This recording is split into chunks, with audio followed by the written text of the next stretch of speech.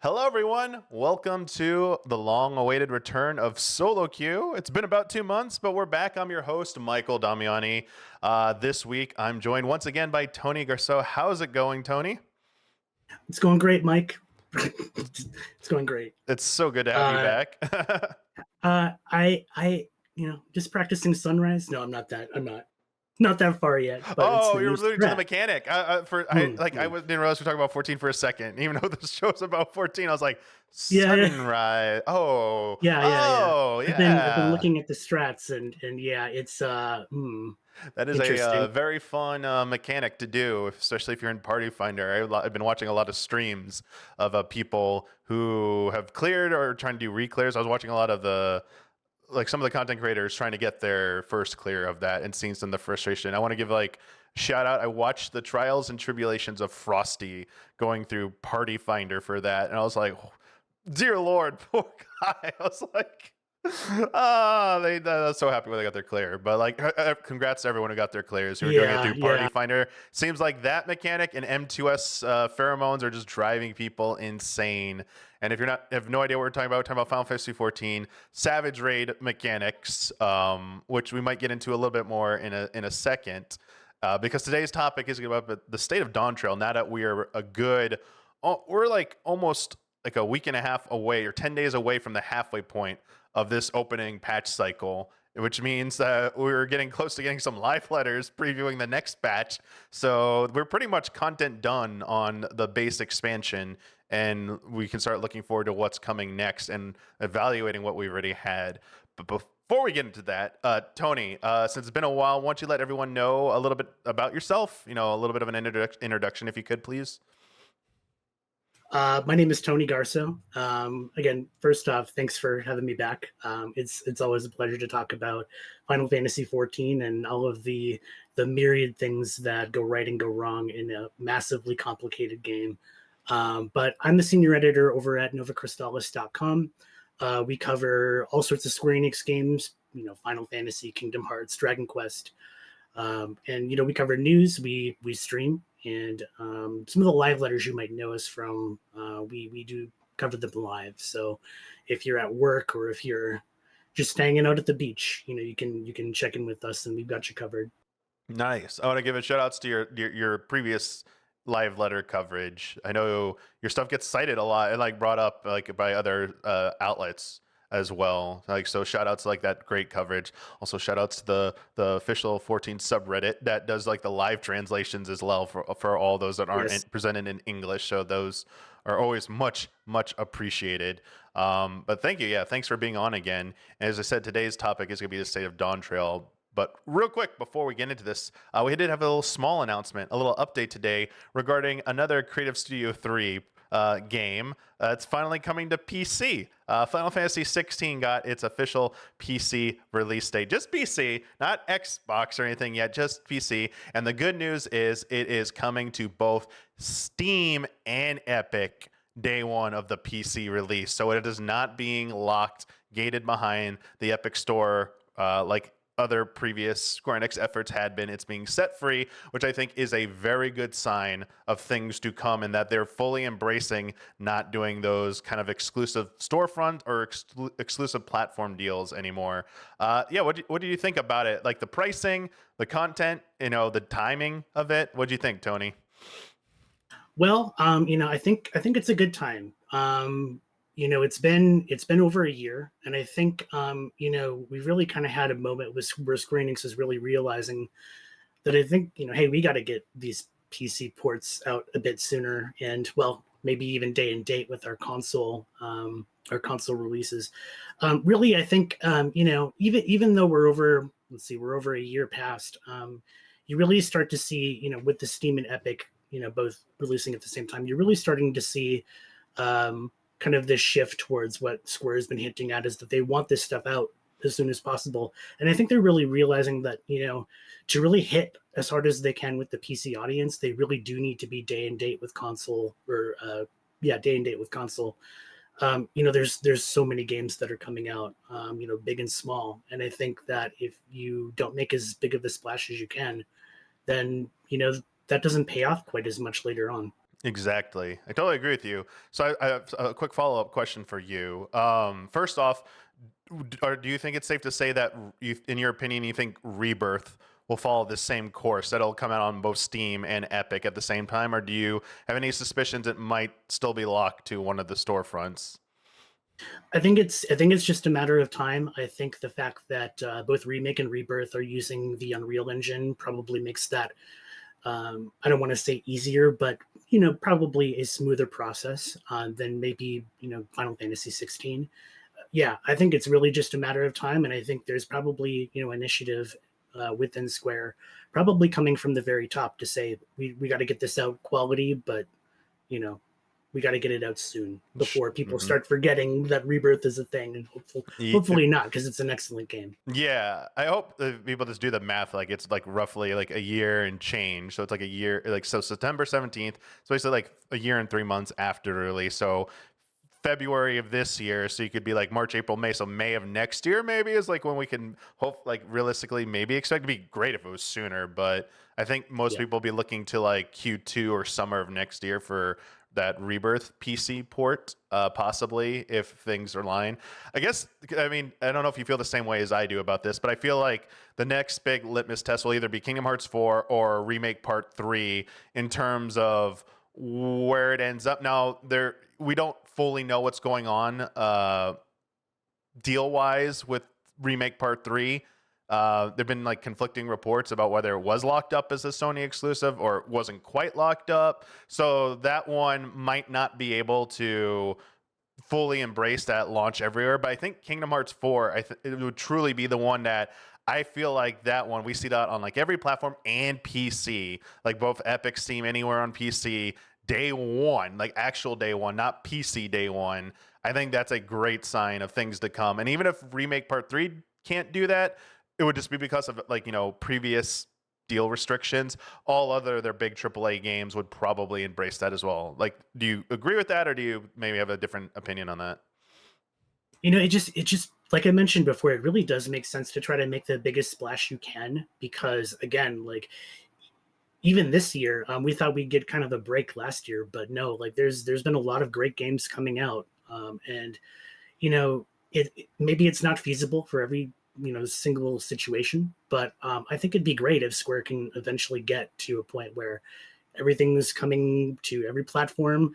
We've got the Switch 2 coming up, potentially, and I'm sure that they're really deliberating on some of their potential feature announcements. Not to Mm-hmm. hint too much, but I'm sure it's a huge factor.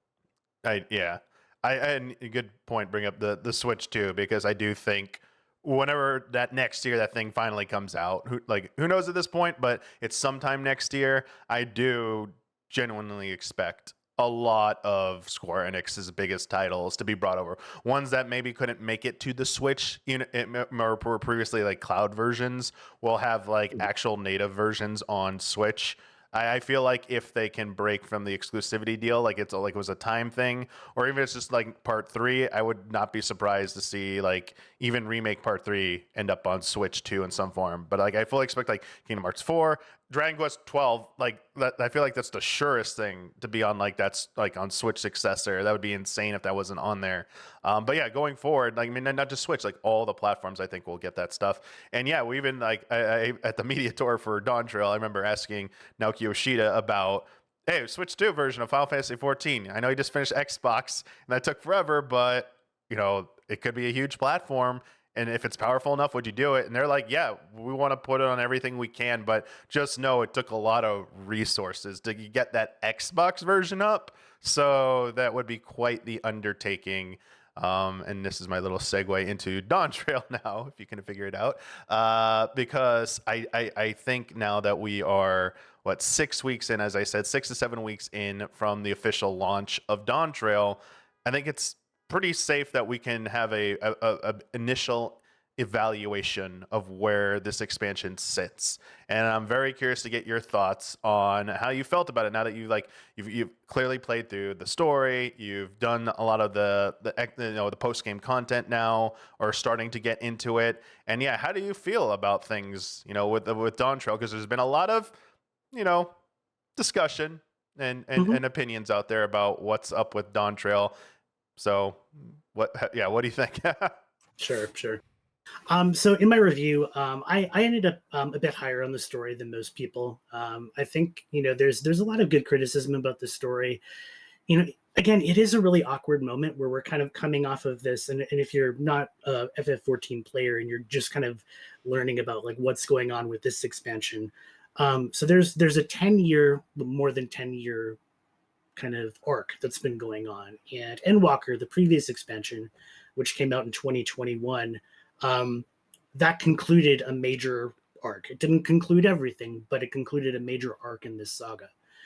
And so now you're in kind of an interesting position where there are some threads that you could tug at, and we're kind of going into this new area, Tyrol, kind of almost aimless, trying to find adventure. And so it's really kind of like starting new, starting afresh. Like there's no world-ending immediate threat. Where it eventually gets to, you could probably make that argument. But we're starting fresh. We're starting to figure out what other secrets in this world can we uncover. What's going on? And so, I think for a lot of folks, not only was it kind of like maybe a bit jarring to go from something so epic and high stakes to something that's a bit lower. And I made this point in my review. The first half is something that's kind of come under scrutiny as being very slow pacing wise. And I think actually, in a way, yes, I would agree with you. But in a way, I think it actually serves the story quite well in the sense that it really is kind of mirroring A Realm Reborn. And in a way, and I know Damiani, you well remember, fetching cheese before Titan, all that good stuff back in the day. But if you really think about it, it mirrors, as you're traveling with Wuklamot, it really mirrors, you going around Eorzea, learning about Eorzea, and collecting the crystals. The crystals are kind of just the MacGuffin.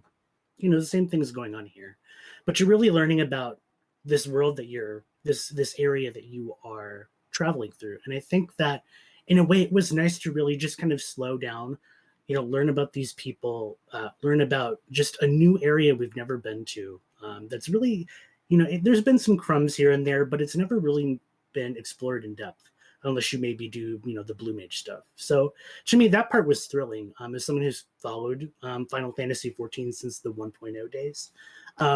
But, I can totally see how maybe the lower stakes wasn't for everyone, so on and so forth. Yeah, I've been hearing that a lot. Like those points, I've been hearing a lot. The thing, and I think it's been talked about a lot, but I think the thing I want to dig into a little bit personally is I don't think it's necessarily the structure that's the problem, or that seems to be the biggest problem that a lot of people are having. Like you mentioned stakes at the end there, and it's like I think people are okay that there weren't like world-ending stakes for the most part in the expansion. I think it sadly boils down to who became the main character, Wook Lamont, and whether people really found that character to resonate with them or not. And if that was something that kind of either enhanced or diminished your experience with the narrative, depending on how much that character resonated with you. So I see that thrown out a lot. And it's made me think. And my thoughts on it, real quick, are that I thought they were a fine character, but the more time we've gotten past, I've gotten past finishing the MSQ and looking back upon it, the more I feel like I'm kind of curious why this didn't lean more heavily into, say, like Kryl. It felt like to me, it felt like there was a way to have your cake and eat it too with what they were trying to do. And maybe it could have been putting the focus and spotlight a little bit more on Kryl and making this about Kryl's journey, because it would have kept it within the Scions. And Wook could have been still a big figure, but I think it was the point where they became the main character.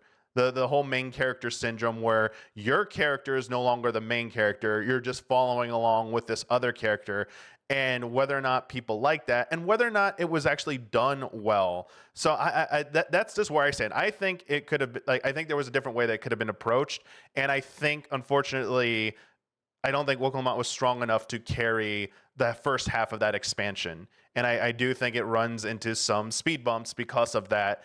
And I see a huge missed opportunity with pushing Kryle more into the spotlight and making this about her journey, and that we're tagging along with her as she's exploring and she's like marveling at all these discoveries, and she's like, you know, geeking out about like Woklama explaining all this stuff to her while trying to find out about her parents and where she came from. Like, instead of holding that in the background and like, no, you gotta wait till this like whole rite of succession is finished. We can't really talk about that. So that's kind of where I see like, you know, some, you know, when I alluded to speed bumps, it's like stuff like that where things are just pushed to the side and characters don't get the appropriate development because they wanted to put the spotlight on this new character Wokelmont. Yeah, you know, and I guess I would push back against that in a way because so two things is that Wokelmont kind of needs to be that for this story. I don't think it would be right to go to Tyrell and center one of the scions in the Rite of Succession, or maybe you do the Rite of Succession differently or do something else completely.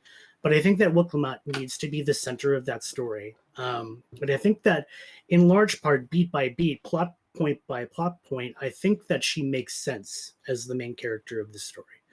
Now, the thing that I think needed a bit of work, and I think that ultimately what does Wokelmont the least amount of service is sometimes it's the script gets in the way of the character. I don't really need three scenes where she's talking about being seasick. I think that's part of like the factor that didn't endear her to a lot of people, is that it's kind of these like there is an arc that she takes, but it's because that's so slow and a bit overwrought in the script that I think that leads to a lot of situations where it feels like she does have way too much screen time. One thing I would actually posit is that it's not so much that Wokelmont has too much time, it's that other characters don't. So Alfino and Alize, like, we know why they're there. They're there to really try to find a way to help the Garleans.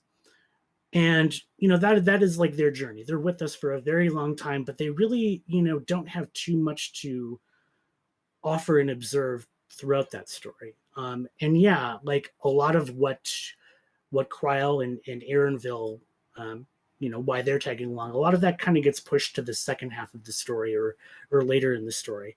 But I would say that I would still keep, and I think it was a good idea to center this story on Wokelmont, because I don't think it would be, you know, a good idea to center the scions in the Rite of Succession. It would be a little bit awkward, I think. That all said, I do think that there are clever ways that the other characters kind of react to that journey. And we've kind of gone through this in Stormblood too. And a lot of people have made this comparison with Lys, for example. Mm-hmm.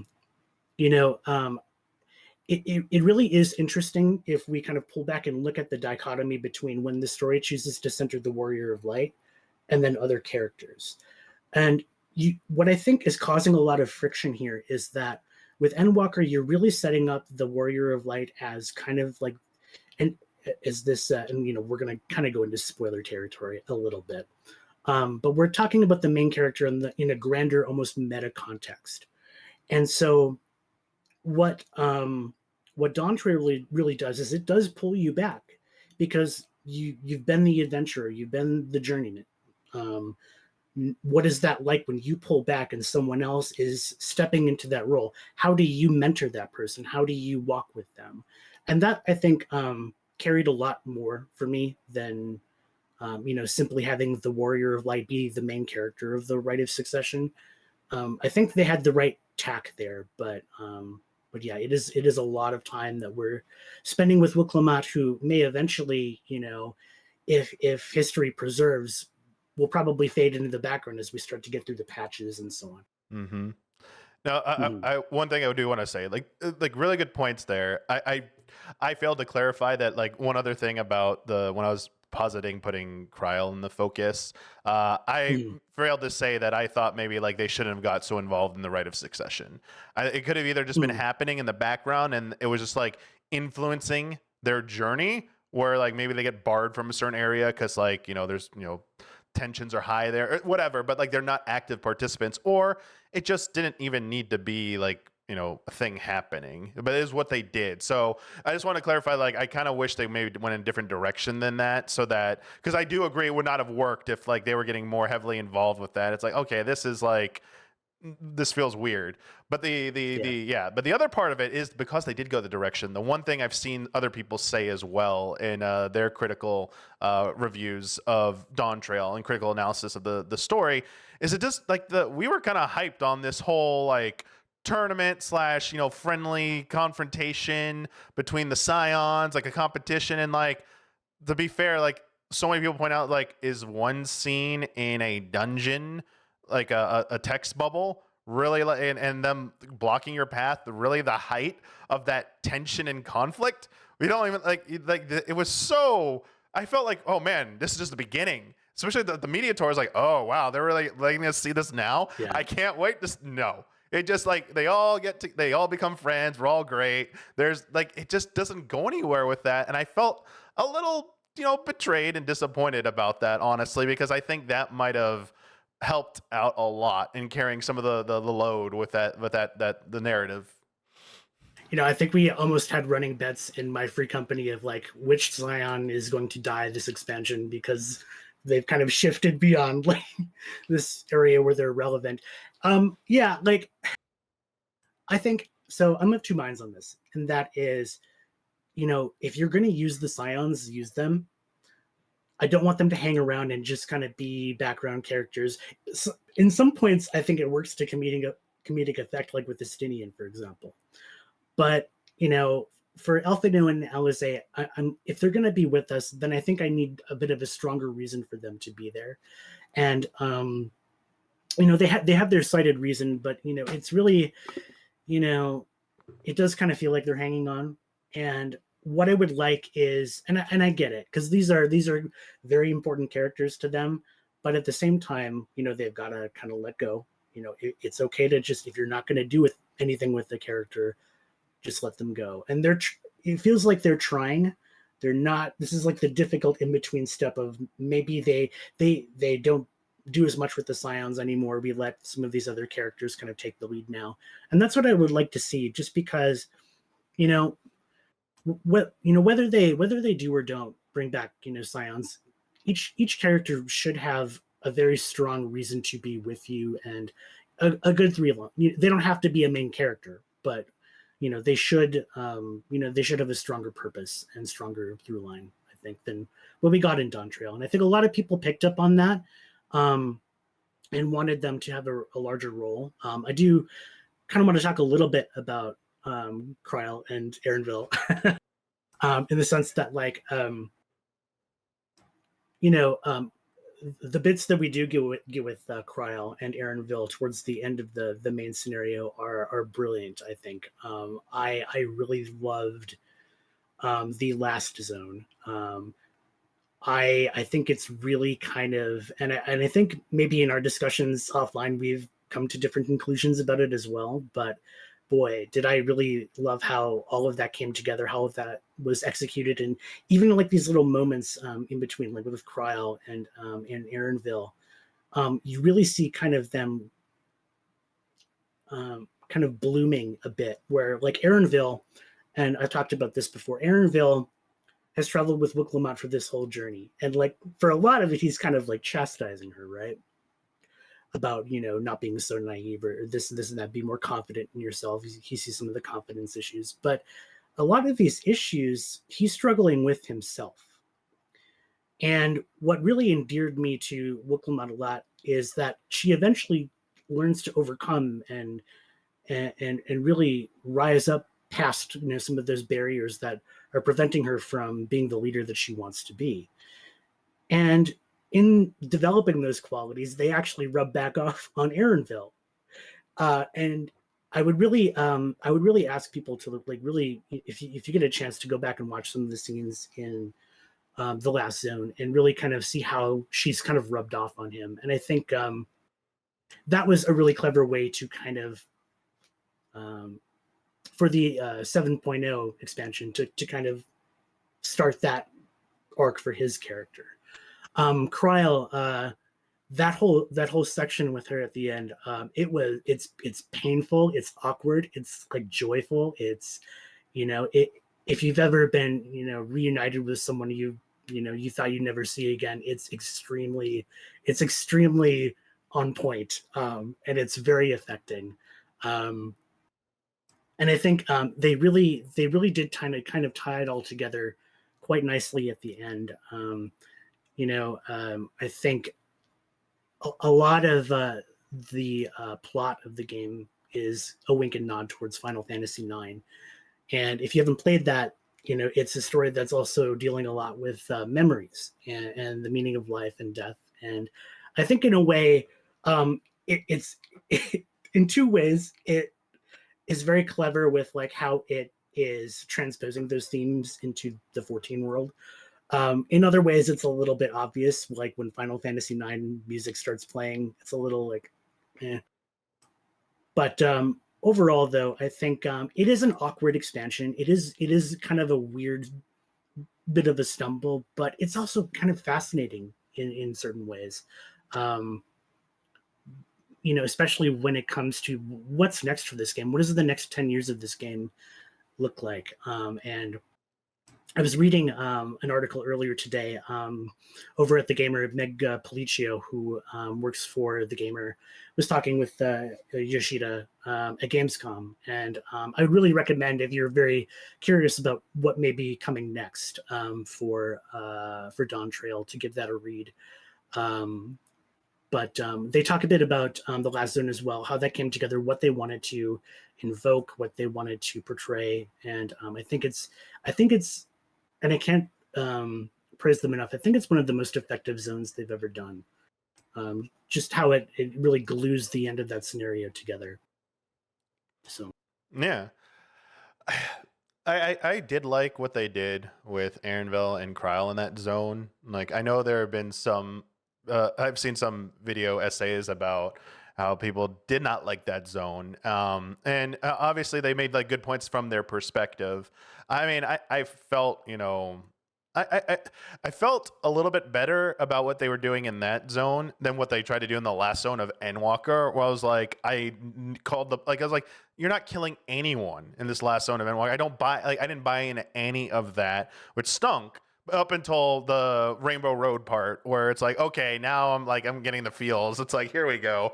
This is what I wanted from the last zone. But like everything leading up to this part is like, I think you missed with this part. But I think this one landed a little bit better. The one thing I will say though, while on the micro level, these individual character threads, I think pulled it off a little bit better.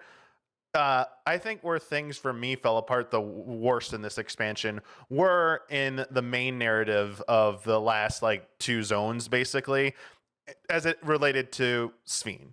And I just felt like we did not get nearly enough development time with this character, enough development time with this storyline. And I felt like it was highly condensed, highly rushed, and ultimately played it a little too close to the narrative of what was going on with like Median and Endwalker about like you were just trying, you were set out to do stuff, and like you had good intentions, but then like you were corrupted by the truth and horrors of the world. Like, one was, I just saw how every world ended, and that's just how it is, so I'm just coming back and doing what you told me to do. This is what I observed. Whereas Sphene's like, I just want to protect my people no matter what, above all else. It doesn't matter what else I do, as long as they are okay and can live on. I don't care about anything else. They basically did what they said, and that's fine. It's just with Median, we had more time with Median, and then also as it related to like the Asians and the it's like we had these expansions leading to this stuff, so we had this slow burn of this culture, of this world, like that, where that payoff in Elpis is like, holy crap, like here we go, like Revelations time, where here with Sphene, the Revelations time was like, the best was what's the Nat Steiner character called? That Otis. I was like, Otis was like the hardest hitting best thing about, like, to me, of the last part. I was like, yeah, I like Otis and this storyline, but Sphene just did not land for me, and it it really hurt because they became the main antagonist, and it was like the first time in I don't know if it was ever, but like the longest time I can remember in 14 where I'm like, man, I just am not sold on this, and I'm not won over on this. Like I really not don't care that I'm not invested in Sphene, so I'm not feeling any emotion with like her plight and her situation. She just comes off to me as like you're bad. Like I know you're trying to Mhm. give me this motivation, but it's been done better, and this doesn't come off correct. This comes off as like cheap, and I'm like, I'm sorry. Like I expect, I guess I don't know. Like I know we were just talking about the reason I bring this up because it happened, but also where they're going next. This could maybe be retroactively changed by what they do going forward in the patches, but as it is right now, and I'm a firm believer, it doesn't matter if you're the mid entry of a trilogy or the mid entry of like a 7-part series, your story should have a opening, a middle, and a conclusion, and a satisfying conclusion, even if you're the middle part of a longer story. Even if you're a television show episode, that episode itself has to be a satisfying story. And I think while the first half to 2/3 of Dawntrail for me felt pretty satisfying, the last third is where it fell off. And I'm like, you didn't have I don't like this conclusion. I was like, I didn't like this last third. So that's where things fell apart for me. So to kick it back to you, Tony, I don't know how you felt about Sphene and like the antagonist, her being portrayed as the main antagonist. And I didn't even talk about it a lot, but I'll let you talk about them a little bit more. But like also Zoralja and like them serving as kind of like the antagonist a little bit, with that twist at the halfway point. And how do you feel about that? And do you feel that was properly developed as well? Mhm. So I guess the lens through which I really viewed a lot of the characters in the story was the sense of legacy, and the character's relationship with it. With Sphene, you see someone who is like, who is obsessed with their legacy of protecting their people, and really, and again, we're going to get into like uber spoiler territory and so on. But she has essentially become a machine that can do nothing but protect her people, and has to take that to like the furthest possible conclusion, like that essentially is she's not like evil, she is just a machine, you know in a sense that like Medion was also really the product of Hermes's own misgivings, and really like it really is a mirror, you know in a sense that like um it becomes a situation that becomes out of her control, you know and so I think the way I think about Sphene is actually in the context of Wuklamad, Wow. in the sense that like she is a ruler that cannot change. She is static, and because of that, the road to hell is paved with good intentions. She wants to protect her people, but they live in a situation where like a sickness is like causing many of them to not be able to, like what is it called, the electro, like many of them, it's causing a lot of problems for them just to be using this natural resource, or unnatural, um and so she's kind of a mirror for Wuklamot, in the sense that Wuklamot as a character grows and changes as she meets new people, as the journey teaches her to absorb new information and not maybe rush to judgment or not have your own preconceptions. Um, Sphene is the Wuklamot who doesn't change. And so that's kind of how I viewed that dynamic. Now, again, could that have been potentially conveyed more or better? I don't know. I can't claim that I could write a better story, but I think it's effective with how the game is wrestling with legacy, and I think Zoralja too. Like Zoralja, it really doesn't have a lot going on, but I would say that Zoralja, if you really kind of think about like, and he never talks about himself, and this comes up in the story too. It's like, we don't know you. It's like he's not even. Wukong says like, you're not even my brother. It's like, he lives in such a world that is preoccupied with his father's legacy, that it consumes him entirely. And I think that if you kind of think about how each character um, relates to how they treat their legacy, then I think that things start to fall into place a little bit better thematically. Maybe not pacing or some of the other ways we might judge how effective the story is, but I think it really does pull a lot more weight than people give credit for.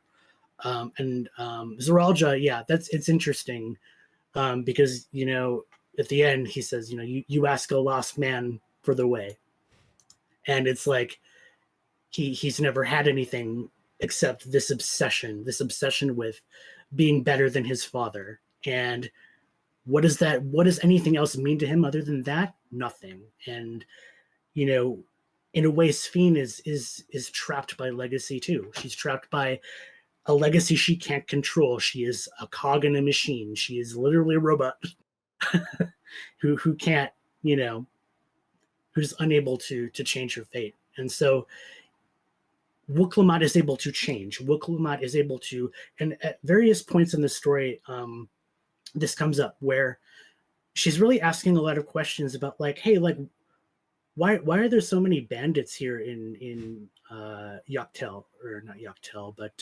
Kozamuka? Why are things like this in Yaktel? Why are you guys doing this with your newborns? Why are blessed siblings a thing? Why can't we have something better than this? Let me work with you to. And so, at first, like, you run into these scenarios where these horrible things are happening, but some of them are happening for terrible reasons. But Wuklamad is the one who looks at them and says, how can I help you? How can I change how I viewed you before for a better future? And I think that through having like legacy, be kind of that core theme, I think a lot of things in this story become more sensible and have a better thematic through line. And that's kind of what I took from the story. Again, a lot of people's criticism about how a lot of how it seems to be almost two stories in two scenarios in one game, I think is fair. Yeah. But I think through that lens, yeah, it makes more sense. I guess, yeah, bringing up that kind of sticks a little bit closer to I guess where I was trying to get at with my point that I was trying to make is that it did feel like where we went to by the end of this expansion would probably be where we would have gone maybe like in the patches following up. Like, I felt like maybe the conclusion of this expansion would have been like our showdown with Zoraljah, and like maybe like, oh, he used this power that was beyond him, and like he just had a second form or something. I was expecting him to be like I was like, he could be the final boss, and like he has like some corrupted force, like, super boss version of him is like the real final boss. And I maybe learning about this other reflection would it be like, this is what we're going through in the next patches, give it a little bit more time to develop, and hey, obviously they want this to go somewhere, and that's where we're leading into the next expansion. Now it's like, what are we going to do between now and the next expansion? Like, where are we going with this? Like, it still leaves you with the same amount of questions, but it did feel like we were rushing into like the next arc too soon. And it's like, man, like we could have, like, I know some people didn't like the term of rite of succession, but it's like we could have done other stuff that was still contained within the scope of the new world and our own affairs, and not have to involve another reflection just yet. It's like, yeah, we didn't have to like go there. We didn't have to dial it up. So anyway, yeah, that's one thing. Thank you for bringing that up, because like that's kind of how I felt a little bit. It's that like we could have like slowed things down, and we could have still gotten to where we got into, but maybe a little bit further into the expansion. And then the other thing is like, yeah, like where we're going with this, because when Zoraljah showed up and all that stuff happened, like they try to make this big dramatic moment, but later on when it's like, oh, when we finally have a chance to like, counter this, it's like, what do we have? We've all like, I saw a lot of people bringing this up in the end. It's like, look how powerful you are. Look how many allies you have and what you have. It's like, you just send Vitra over. It's like, oh, hi, you got some cool spaceships. I got a dragon. Boom. Like, we got a Hulk. It's like, just destroy all that. It's like, and we also have a spaceship too. It's like, hey, we don't even need the spaceship yet. It's like, there's like, I guess the question I'm trying to get at is like the power creep, and that Yeah. this expansion was also wrestling with what are we going to do when we have this character and allies who like just tackled like galaxy universe ending stakes. What could possibly be a threat to them, and how do you do it at a smaller scale level, like almost like a slice of life or just like a localized adventure where you still can feel stakes? Like I think that is a pretty tough challenge and a hard act to follow up for sure. Yeah, absolutely. It's probably, and that's the thing is like that's going to be something they're really going to have to. I'm very curious about the patches. And speaking of the gamer interview that I mentioned before, it seems like the keyword that we're supposed to think about for patch 7.1 is encounter. Mm. So Encounter. what could that potentially be? Oh, I know. Encounter. Okay. Well, we can think about an MSQ thing. I like that word because it could also mean like combat. So we'll get into that later. But anyway, yeah, that's Mhm. interesting. Encounter, like they're always cryptic like that. Although it feels like people who are better in tune with the lore can always pick apart those keywords or those fun little messages that we get at the end of, after the credits. It's like, where are we going next? And people are like, oh, I know exactly. It's like, wait, what? How do you know that? It's like, they know. So I Mhm. mean, I'm curious what they do. And I think that's actually the most important thing. More important than how this base expansion content is going to be perceived in 2 to 3 years from now is what they do starting 7.1 onward. I think that is the most important thing. The most important step is where they go from here, and they obviously can build upon the wins they've gotten with Dawntrail. We've only talked about the story, but there's other content that people seem to think they are doing a much better job on, especially battle content, and also stuff still to come. I don't want to move on for the story just yet, in case you have like anything else to say. I wasn't trying to like move us on there, but Oh, sure. yeah, I didn't know if you had like any other thoughts that you wanted to get out about like the story or like where we're going or concerns you have before maybe we move on. Yeah, I guess the way I'd probably seal this off is basically, again, we're kind of in a situation where we don't really know what could potentially be coming around the bend. There's a plot point later on where we get a certain key, and a key that for some of you who've done Hollow Island, maybe you know a little bit more about what's going on there. There's just like at the end of Endwalker, there's a lot of possibilities, and I think that to really drive home the patches and the upcoming expansions, I think they really need to they need to go down these fun avenues. But I think the thing that really needs to ground them is that they have to have strong characters, strong themes to really ground the story. Like you can have like and this is my personal opinion, and people are probably not going to be happy with how I frame this, but you can have like the most interesting, complicated lore in the world, but if you don't have the characters, the themes, the story, sometimes even the script to really ground them to that world, then no one's really going to care. There's no glue that's there's nothing to explore outward from that point. So I think Final Fantasy XIV has some of the best character writing in the series. And so I think if they can lean into that, ground themselves there, go off into the distance and explore all of these, like shards, different planets, multiverses. Who knows what's coming up? So, we'll see. Yep. But that's got to be the thing, I think. Personally, I hope they avoid multiverse stuff, but I would Yes, me not too. mind like going to more reflections and stuff like that. That would be nice, or exploring what's out there in space. Obviously, they have great potential with that. Yeah, I have one last like thought just popped in there because correct me if I'm wrong. Like Ishikawa did not write anything of this story, correct?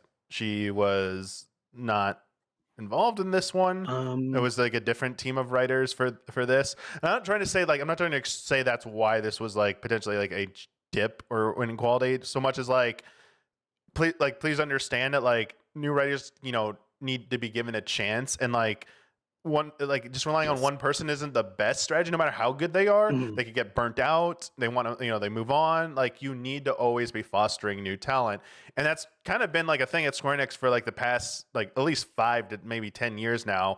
Is why you saw this resurgence in the company is because they're allowing younger, newer talent to have more important roles, to take the helm of certain projects, and if this was like one of their first efforts or like on this scale, I mean that's not bad at all. And like people have to start somewhere. So or like Mhm. I hope I have not seen this, but like like I'm just preemptively saying like keep in mind like if you ever rush to that thought about like oh man all it takes is getting Ishikawa back and we're right back on track. It's like that should not always be your go-to solution. It's like you need to have other writers and stuff. It's like Yeah. that's not that's not the greatest answer, and it's not that desperate and bad that like oh god the game's it's going spiraling out of control. It's gonna crash. It's gonna end. It's like we're not anywhere close to that. It's like not even remotely near that. No. So it's not the push the panic button moment just yet for sure. Yeah. I would say that it's like it's nice to have someone maybe you can point to and say you like their style, but just to point out, like there are many people that are involved in the writing process for Final Fantasy XIV. Some of them have credits on the opening cutscene, and some of them don't. Um, but I'll just say that I think definitely Dawntrail is better than A Realm Reborn. I think we can agree upon that when it comes to kind of establishing a world and its characters and themes. And I think, yeah, sometimes it does take time to really, especially with like, how, again, we've mentioned how difficult it is to try to start this new saga, and again, some of these newer writers, maybe they've been with the team in smaller roles, but, you know, it is a good thing to get newer folks in there to really kind of build a good team of good writers to really establish um, a lot of wells to take from, a lot of talent, because that's not only going to be helpful for the future of Final Fantasy XIV, but the future of Creative Unit 3. So, Yes, very true.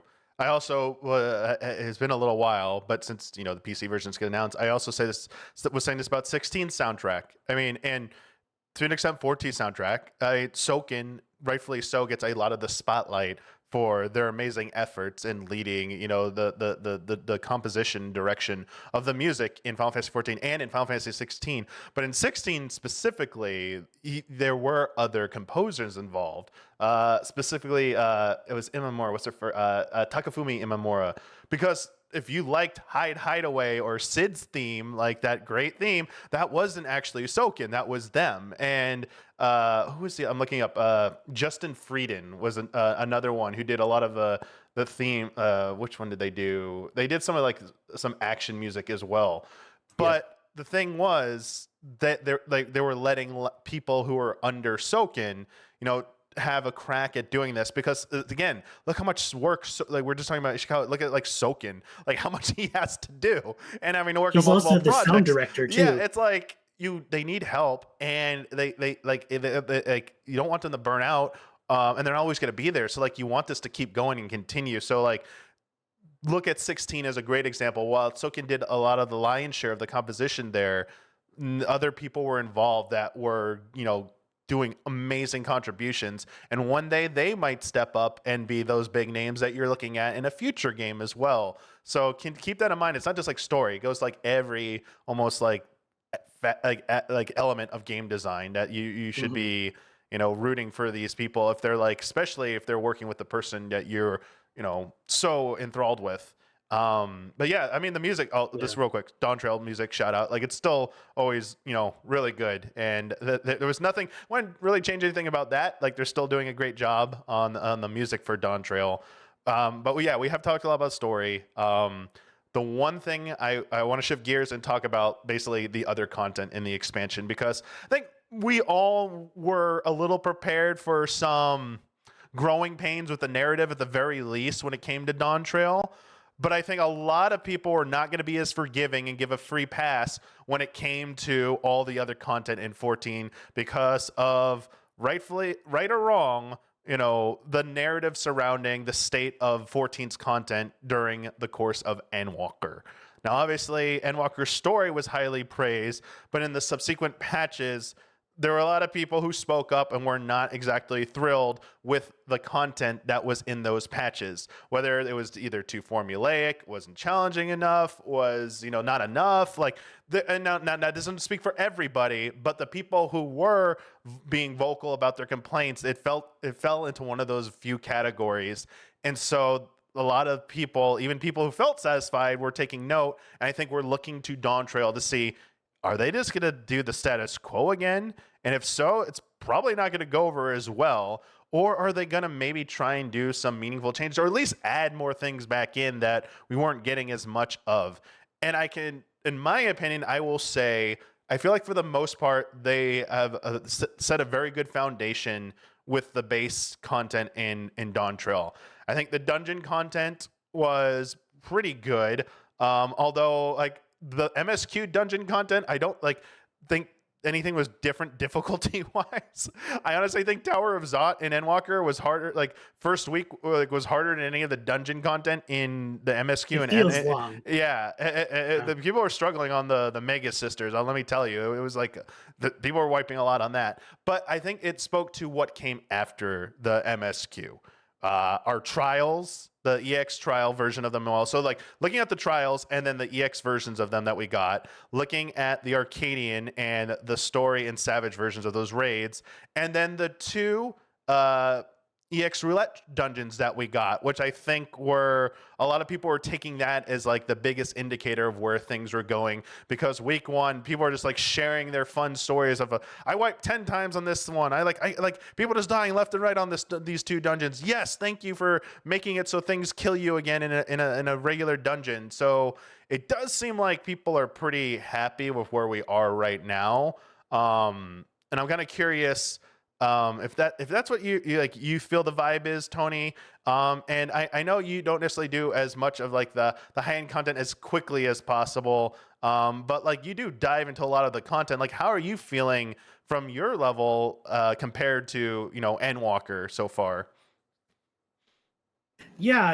I mean, it's been interesting. I guess I've been kind of busy post Dawntrail, and so the most I've done is I've dipped a toe into EX, Volley Grimanda EX, and it does feel a little bit, I would say, easier than maybe Heidelin or Zodiark did.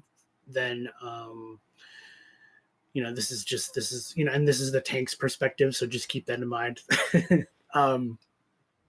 But it did feel a little bit easier than those two in Endwalker. I haven't cleared yet, keep in mind. But the thing I would really kind of point to is that as I've kind of been doing my normal reclears of Arcadian, we had a lot of noise about the difficulty early on, but I really have had pretty much one shots after week one. Maybe occasionally there might be a wipe where we've got maybe 3 new people, and really, like, it's really kind of the same situation we run into with like alliance raids, where boy, that first week is messy, but it's really fun, right? So a lot of that early stuff is really fun, where it's like no one knows what to do with this mechanic, and oh god, there's bees everywhere, and oh god, the floor disappeared, what do I do? I think those continue to be like the best like windows on, like, I would say the mid-core kind of level is really everyone kind of figuring out what the heck is going on with all of this before you really kind of there's probably like a threshold of like, if like 5 or 6 people in your party know what to do, it doesn't feel the same as like maybe 1 or 2 or 0. So I'm really curious and interested about like how we are viewing the difficulty as we proceed towards 7.1. Mm-hmm. As people are they've kind of got Arcadian down on lock now, and the X's most of the time are on lock. As we kind of get into that PF territory, it gets a little bit sloppy. So, I don't know. It feels like things are kind of settling into the same pattern, and I'm very curious to see. There are a few interesting new mechanics that we've seen so far, but I'm hoping that if 7.1 is the true start of the truly new kind of design philosophy, what's that going to look like? You know? Yeah. I mean, I've definitely been hearing about like people happy that the content has a little bit more like bite to it. Uh, I, in my personal experience, I would say I feel like that held true of the two EX dungeons, the Stray Burrow Dead Walk. I'm like, I don't know, I'm terrible with dungeon names, and Tender Valley, especially Tender Valley, because it wasn't necessarily that like mechanics like one shot you. It's that there's a lot of like points of failure during a set of mechanics where you can get hit by multiple things more easily. So the very first boss, that like Mandeville muscular cactuar dude who does like look at all these safe spots, but if you've done the Puppets Bunker Alliance raid, the first boss has a similar type mechanic, but like if you don't recognize those gaps right away and you stand in the smaller safe spot, especially in the middle, because, oh, I'm in the middle of the safe spot. When they expand, you get hit by two, you get one shot. That's what happened to me. But if you just get hit by one thing, it's really no different than any other dungeon where it's like, oh, I got a damage down or vulnerability stack and I took a bit of damage, but like I'm not quite dead yet. This, I think they did a better job of having a lot of overlapping AoEs, or the mechanic, a specific boss mechanic would have multiple things going on, like knockback plus AoEs, like the first boss has as well, with those cactuses coming up, or cacti coming up, and it's like, oh, what do I do? Oh, there's the ones without the thorns. I needed to go buy those. So it's happening fast. I think it's faster pace, and there's more overlapping elements to a mechanic, and I think it makes it fast, frantic, and fun. Those the three Fs right there, and I think that's key. It doesn't have to necessarily be difficult. You just have to feel the chaos the first time. And I think if you're feeling the chaos, and if you're not paying attention, you can get caught accidentally in that chaos. I think that's a little bit of what makes people feel alive, and not that like it's so boring to go through this content again. That's why even on when I do the Stray Burrow Dead Walk, the haunted theme park one, that the one with all the things running across the arena, that one keeps you on your toes no matter how many times you've done it. It's like, oh, because someone might have they can get baited and they run after. They're like, I got caught by one. Oh no. But like that's what it tries to get you. The first time you panic, so you run into a bunch of stuff, you get hit. But now you're like, I got hit. I'm gonna get whatever. Like I just gotta like keep calm. And then like in Tender Valley, it's like, okay, that puzzle at the end, the Ronka thing where did I step on the right tile? Because like if you don't, you die. It's like work. But pro tip: find a safe spot, work backwards. That's all you got to do if you ever get freaked out. But the first time you're like, what the hell? So I think as long as they have more of those types of mechanics and bosses first time out, where people are like, there was like no threat of dying. I think in a dungeon, that's like what's good for a dungeon. Now I will say this real quick, Tony. I know I spoke a little bit long there.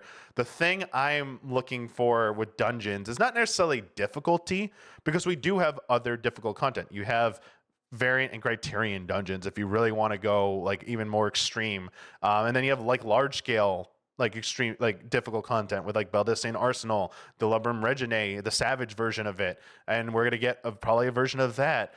I was kind of disappointed in Dawntrail's dungeons in that we're playing it still very formulaic and safe, and that yes, I'm happy they did better boss mechanics, but what you do in between is still the same. You just pull 3 groups of mobs. Congratulations. Now they did add a new wrinkle where one mob has more HP and sometimes can do like, oh, it's going to spam AoE attacks or something. So maybe you should focus them down.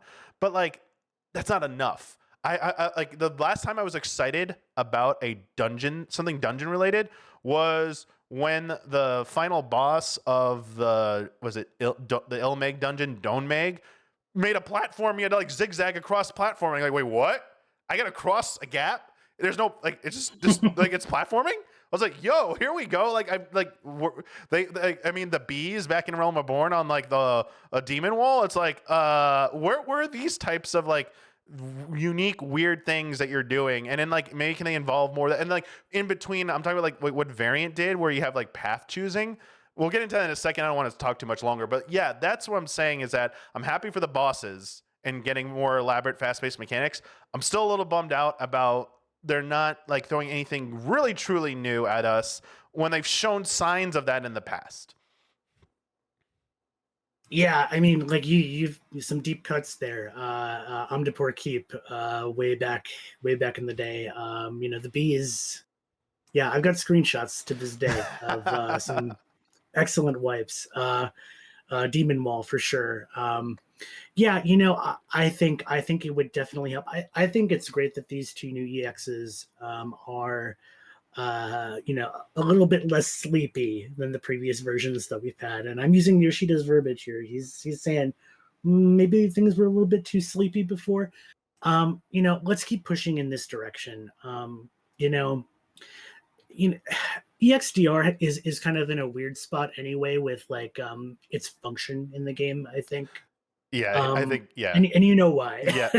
This is the biggest counter to what I just said here. Yeah, go ahead. Yeah, and so at one point, EXDR, Expert Roulette, was the quickest way to collect tomestones, which you could exchange for item level gear that would help you get into the raids.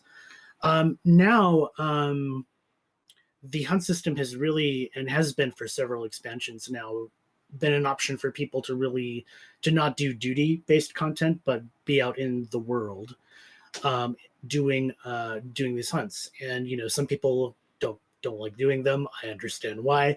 I do them because they're convenient and it's pretty fast. But EXDR does not hold the same power as it used to do way back in our day. That being said,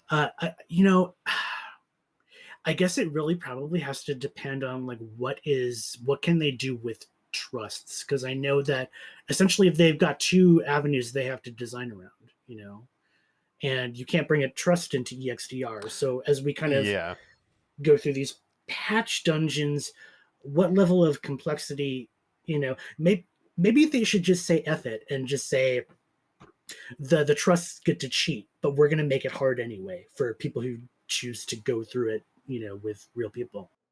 But again, like these dungeons, the way they are designed, it's been the same for a very long time now, since A Realm Reborn. Towards the end of A Realm Reborn, we don't get anything like Aurum Vale or Dismal Darkhold, and I don't think people are asking for that. That's so they're looking for more pain points that I think are maybe interesting but you can't.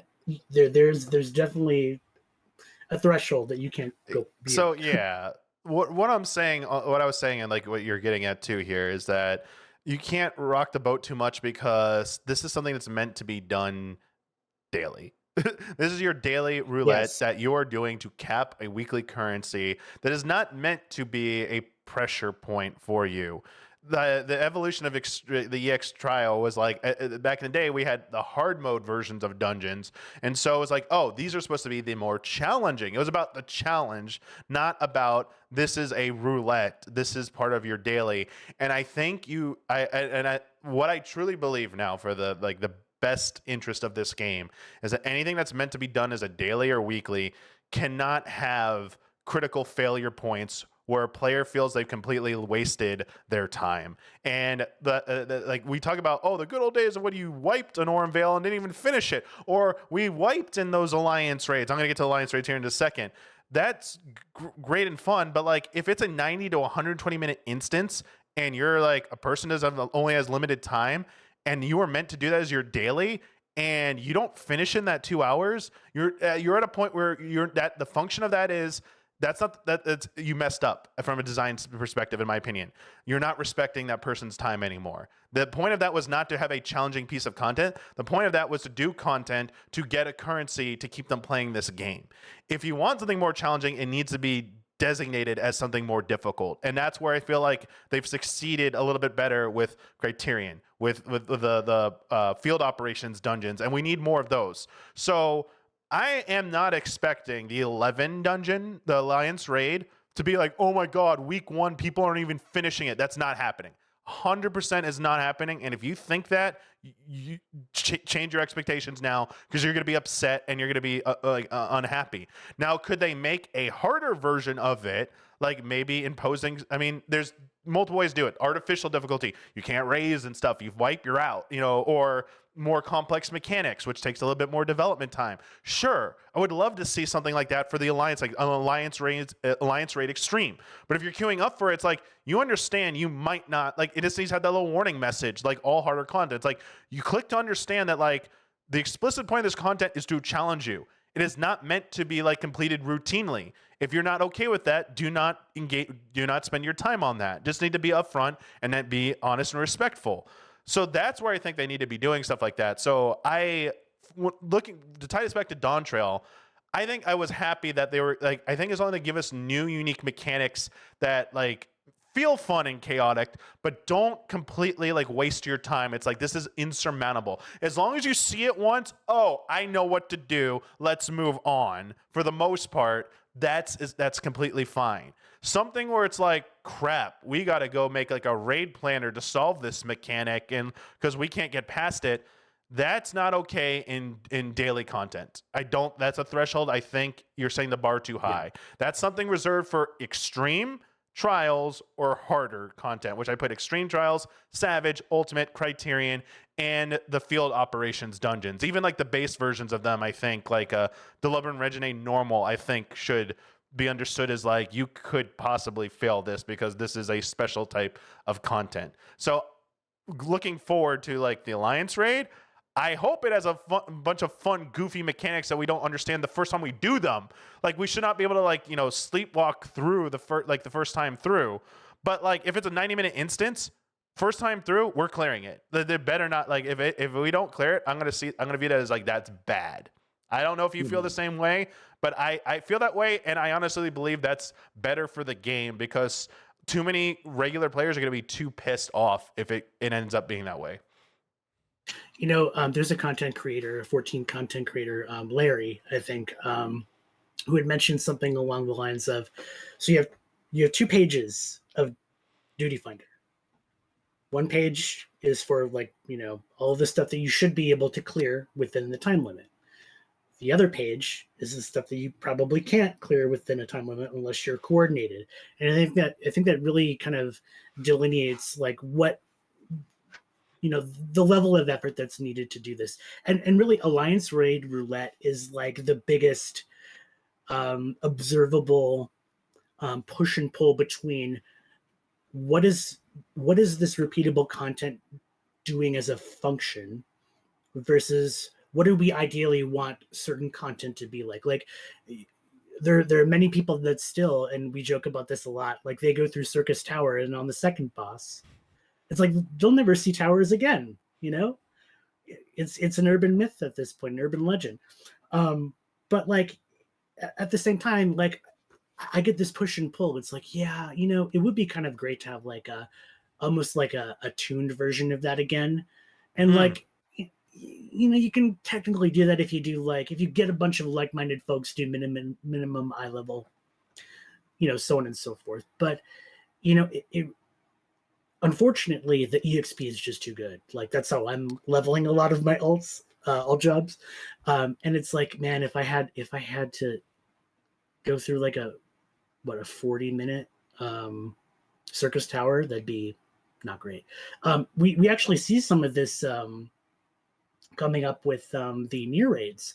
I don't know if you've been in there for the Alliance raid, but you can really feel like how highly tuned they are compared to maybe Circus Tower, where now we're seeing more people just bail out of there because they just take too long, and so it when it comes to this repeatable content, it's always the function is going to win out. And I know that it's not the first, it shouldn't be the first way that you design a dungeon, but again, like,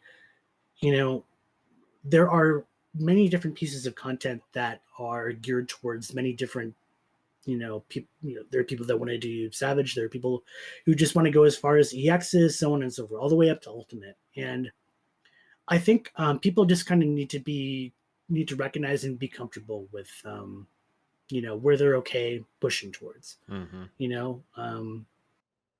And that, ties into a lot of what we actually talked about last time was, all of these different people coming into the game with different skill levels, different experience levels. You and I have played this game for more than 10 years, but, I play relatively casually in the sense that, like, I play a lot, but I'm not doing Savage or Ultimate, And so there are many, many different ways people approach the game. They have to find a way to be able to use this content, this very expensive content that they make, and be able to keep people engaged in playing it, give them the rewards that they need to level the jobs they want to play. Yeah. Talking about like old content real quick, I know this would be another tall ask, and they've already gone back to a lot of the old content to rework it. We recently had the graphics update to make older stuff and new stuff look great. They've reworked, the MSQ pathing for most notably a Realm Reborn, but a little bit of the other expansions content has been reworked to an extent. I'm kind of surprised. This is a wish list, basically. A thing I heard some other people say this, but like I truly wish this too. I do wish number one, there's a way when you go back and do old content, if you could bring all your current skills with you. I hate having to go do old content with my old skills. I don't even remember wait, why am I missing buttons? Now there was something of like a challenge, to be fair, ultimates, when you go into them, you are synced to your level and eye level. You can't really cheese them, asterisk. But for the most part, you can't bring in like your higher level skills, but like it's viewed as like a challenge in doing that. However, there's still even been demand for quote unquote, the term for bringing old content up to modern, the modern level cap is called like Unreal, because we have Unreal content, because we have Unreal trials, old EX level trials brought back up to the current level cap, and to various degrees of success. In my opinion, they're still woefully undertuned, and don't give you anything near what the experience was like back then, but so be it. This is more of a convenience. I would really love to see if I queue into frickin' Sastasha, it's like, give me all my level 100 abilities in there. Well, but it's going to make it too easy. It's already like too easy. Like, come on. Like, you're not really destroying anything at that point. Like, just let people be able to play and like not like make it so boring. Just let people bring in their skills like that. The other part of this though is I do really wish there was a way they could go back to any optional content that's still outstanding in the older expansions and update them. The Crystal Tower series, like Labyrinth of Ancients, Circus Tower, World of Darkness, I'd really love to see those three updated and redone.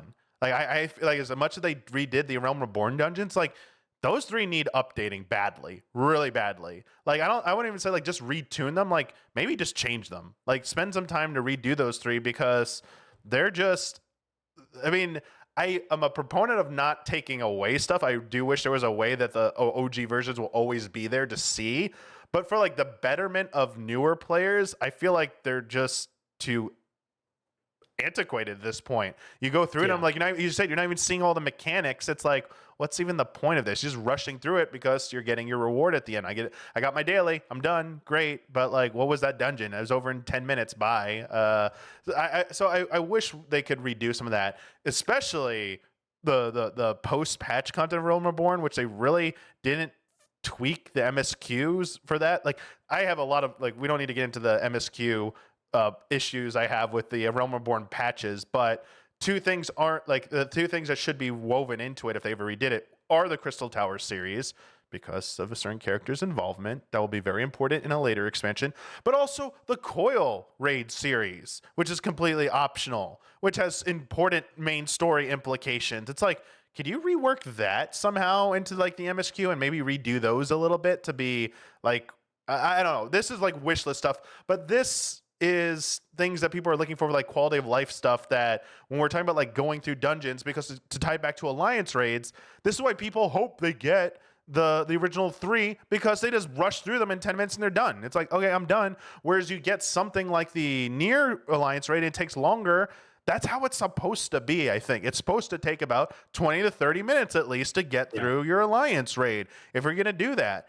Or at the very least, rework them so like they have the bosses at least have higher HP pools. So you see all their dumb mechanics. And I mean, we're calling them dumb, but like They're not really dumb. I mean, maybe they are. I don't know. But like, it'd be nice to see all of them again. The myth that was towers on that boss. It would be really nice to see those again and have to jump those platforms and do all that. It's just like you're losing that stuff. The only way to even experience that is to create a party finder with unique minded people to go force yourself to do that. And that's ridiculous. At that point, that Yeah. you might as well call that dead content and either rework it and just rework it or something. I would really like to see them maybe make that a next big project, the like Unreal Initiative, if they want to call it that, to bring up old content to be either retuned or tuned in a way that you can bring in your level capabilities so that you can play it and still enjoy it.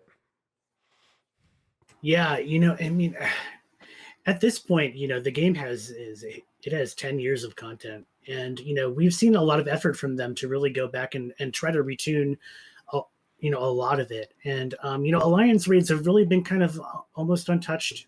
I think they're probably definitely eyeballing them and thinking like, what can we do better here? That's how I think that they are looking at those. Again, it's really that push and pull between how do they exist as a function right now for roulettes and EXP and people's general trajectory towards leveling and capping out their tomestones and so on. Yeah. But yeah, like and for me and you, like, we've seen this when it was new, and what we want is to have people to have that, we recognize that it does need to fulfill a certain function, but at the same time, it's like, yeah, it would be great if you could see what this fight actually was, especially with that second encounter in Circus Tower. But God, what would turn 3 of the first coil of Bahamut even look like if they retuned it? Well, so yeah, sorry, I don't mean literally take all 13 turns and redo all of them. Oh yeah, I think just redo coil and like maybe like the dream for me is that in one of the like patch 2.1 or 2.2, the MSQ takes you to the binding coil of Bahamut, and the final one of the new trial, one of the trials for that patch, instead of just like whoever it is, Mog or whatever it is for that one, it's that, and also maybe Twintania. It's like, oh god, like it's just a Twintania fight. It's part of the MSQ. I mean, you could go queue into it separately. I mean, sure, leave all the old coil things in there if you want for posterity's sake. But for new players going through, I would love it if like you had to do Twin, Nail, and Bahamut. I mean, Phoenix and Bahamut, but Phoenix could be part of an MSQ thing in an instance fight, rather, or a U fight with Trust or whatever, versus like you need to pair. It becomes more integral, and then you don't have to worry about the 9 other turns that like are extraneous at this point, or 8 other turns that are extraneous. Like, you don't need to really do those anymore. Like they're not really, there's no point to do those. You don't really need to do turn 4 or turn 3, anything like that. Just like make the Crystal Tower series, like in one part of your MSQ, you're going to Labyrinth of the Ancients, and that's one of your dungeons. You're doing that dungeon, and like that could be like the 2.1 dungeon. Then the 2.3 dungeon is Circus Tower, and then 2.5 is World of Darkness. It's like those are important, and like that they could do it that way. So I mean that's like more of like what I would like to see. And real quick, before I forget, in chat, Klavitz was bringing up they talked about like the toolkit.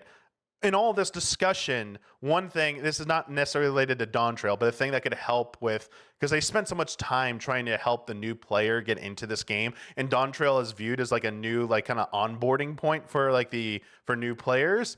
The toolkit, how you acquire your toolkit, at what skills you get at what levels, also needs to be reworked for like the base jobs that you don't unlock at higher levels. Any of the original Realm Reborn jobs, you need to have all your 50 actions bare minimum by level 30 or sooner. Like, it's so weird that you like they need to take a look at that too. It's fallen through the cracks, and to me that's a kind of a big oversight. But these are things that would help get people caught up, and we don't need to spend too much time on this, obviously. But yes, sure. I wanted to acknowledge that as well, that there is a decent amount of work to be done to continuously improve the progress, the pathing to get caught up if you want to start the beginning, because this is a game that pretty much requires you to start from the beginning and will heavily reward you for taking your time and going through at the beginning. I don't want to make a quick joke. If you want to see Grahatia, you better learn how to do twisters, folks. That's what we're saying. So, no, I think there's still a lot of work to be done. I think I think that really it's issue number one right now, with regarding like what sort of actions do you have access to as you're leveling up. And there's two things I'm really curious about is really like people who have started the game recently, knowing that there's 100 levels now, really kind of I've been asking a lot of them like, how do you feel about having so few abilities? And a lot of it is like, well, I know I'll get more later, and that's a lot later. Yes, it is a lot later. you're so right. Yeah. And another thing is like I'm very curious. I would like to, and I don't know if they'll ever share the data, but I would actually like to really see what the percentage is between new players using trusts and going with real players. I'd like to actually see what the breakdown is there. I don't want to draw a conclusion and say that going with trusts doesn't build certain skills. I see what you're getting at. No, right. I get you. I can give you anecdotal evidence. I know for a fact that, like, in my strongest opinion, as someone who is an advocate of going through the first time with trust because it's more immersive and you can go at your own pace. But in the spirit of full transparency, you were getting a much easier experience than going through with regular people, because the trust will tell and like tip their hand at how to solve mechanics. And they will like start moving at a certain point, and you will be able to, like, if you've just played long enough for a veteran, they basically give away the mechanics. It's like, that's okay, I know what to do. Like, and also you can just follow them too. So it's like they're basically Dorito markers. So if you're new, don't follow like, Justinian. Yeah, don't follow Justinian. Dorito markers, when you mark someone who like knows all the mechanics, you just follow them around and you win. You don't have to know the fight. That's like that means. But yes, it does make it a little bit easier. But I would say I think a lot of people probably do use that because it feels like you're more in control of the story and more immersed in it. But you get to a good point, Tony. And I think this does carry into relevant Dawntrail stuff.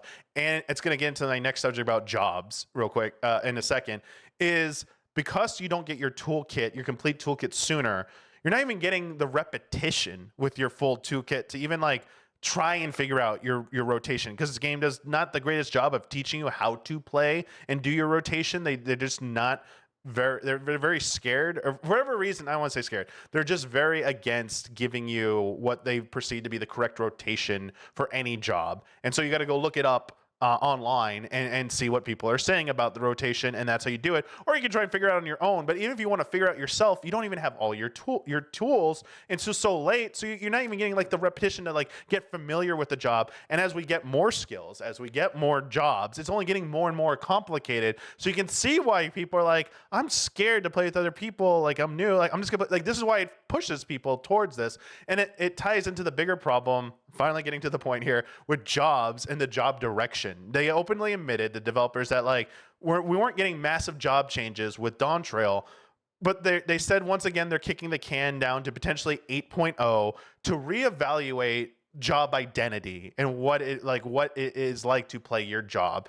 And we have no idea what the hell that even means, because they've said certain things in the past, and like we've never really seen. The most we ever see is like a quote unquote rework of a job, for better or worse, and it's ultimately not that drastic. It's just like they change some things, and then people are either happy or usually very unhappy with the changes they made to the job, all in the name of it's gone into a certain direction. Jobs have to fit into a specific structure called the 2-minute meta, because all raid buffs with your party line into these windows. Everything is like a cap of 120 seconds. So you have these 30, 40, 60, and 120-second windows, and every 2 minutes, it's like all your biggest buffs are back up. You use them in sync, and that's when you get the maximum amount of like output from your party. And when you're not in that window, you're doing it wrong. And all jobs are designed around that. And that's where you see a lot of the, dissent and complaints coming from is that that formula is becoming too predictable. Jobs are becoming too homogenized, don't have unique identities anymore. And I don't think we need to go back to what they used to be, obviously. Like, there's a reason we went in this direction. But I think the growing valid criticism is there another way to proceed forward to give us back some job identity without making things too complicated again, where people start, complaining the game's too hard, and we go back to, oh, we have like stance dancing again and managing three dots again, which is never going to happen. But is there a way to do that? And as we get into Dawntrail, do you expect to see? Because people keep talking about like 7.2 is like seeing signs of something like that. Like, I'm so confused on what's like the truth or not, whether they're talking about raid design or job design, or if the job design stuff's waiting until 8.0. And like, honestly, how do you personally even feel about jobs right now, Tony? Do you even like really subscribe to what like some of these people are saying, or do you think are you just enjoying it? It's fine to just enjoy how it is. I mean, I'm shutting up now because I don't want to say my thing yet, because I want to let you speak. So yeah. No, it's all good. So here's the thing: is that one thing I notice is that if you are playing at a certain level, I'll just be honest, it doesn't matter that much. Like, maybe you could make a case for how your job plays or feels. Like, maybe if you are very big into Astro having the element of randomness, which is gone currently in favor of something else, that they're kind of trying out to see how people react to it. Like, I get that, but I feel like a lot of these conversations come down to how performant they are in high level content. And, to kind of dismantle the 2-minute window, we have to come up with something that fulfills two functions. One is, it's not a 2-minute window. So how do you design a job around something other than that? Maybe, I couldn't see it being stances again, so on and so forth. But what you're going to end up doing as well is, if I think more job identity is great, just because I think the different jobs are cool, and I think more of them are unique. That'd be a great thing. But what you're also doing there is that you are raising the bar that people. Right now, it's like you kind of, if you play one healer, you have a general idea of how to play them all. Is that too much of a?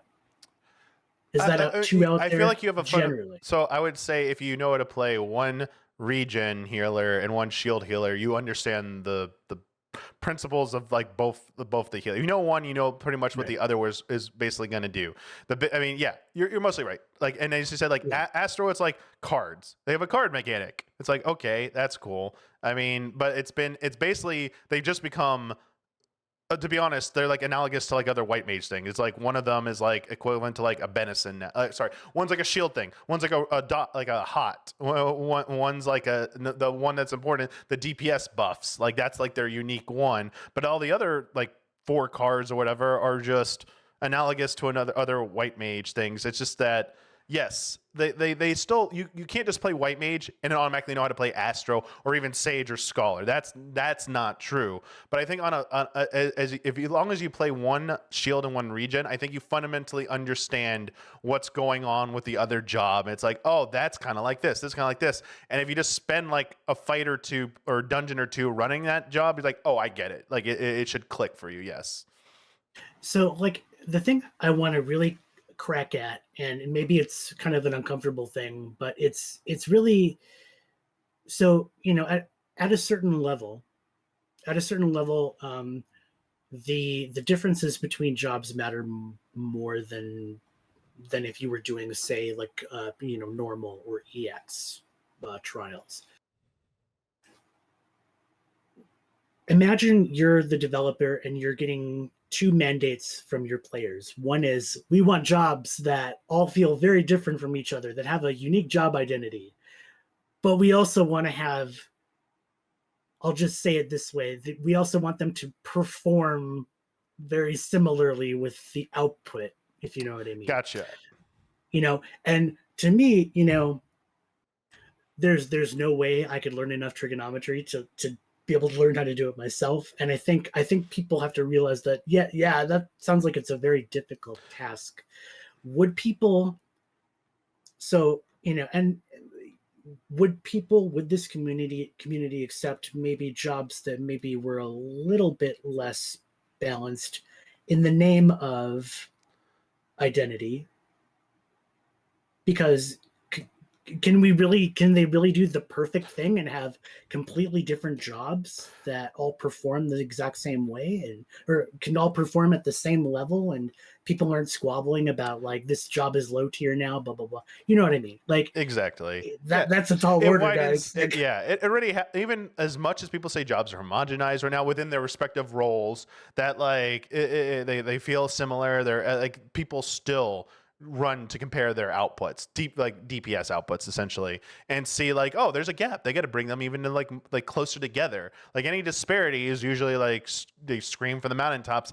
This needs a buff. This needs a buff, and that's with how much homogenation we already have. So if you were to like start further doing this type of stuff, how much more loud people would get and vocal they would get about, why is my job falling so far behind in DPS? We already have the thing about the raise tax with casters about why do red mage and summoners fall so behind of black mage and pictomancer just because they can raise like that, like the understanding of you have an extra functionality you can contribute by raising and saving runs, kind of like a real support like / healer job. In fact, red mage, you're a better raiser than any of the healers. It's like, and yet you do lower DPS. There are people who are very adamant. I'm not saying which is right or wrong. I'm just pointing out the facts here. There are people who are adamant, like, I should not be penalized for being able to do that. Why do I have to be like, I want to be able to do that and do that high DPS. So that's to illustrate your point, Tony, that you're saying the more we create variances in each job, even within roles, the more people start to find reasons to complain. So I don't know if this game and this community can really handle going in that direction. Now, I feel bad because when I brought all this up, I kind of conflated two different concepts here: job identity and then the 2-minute window. Now, 2-minute window does not define job identity per se.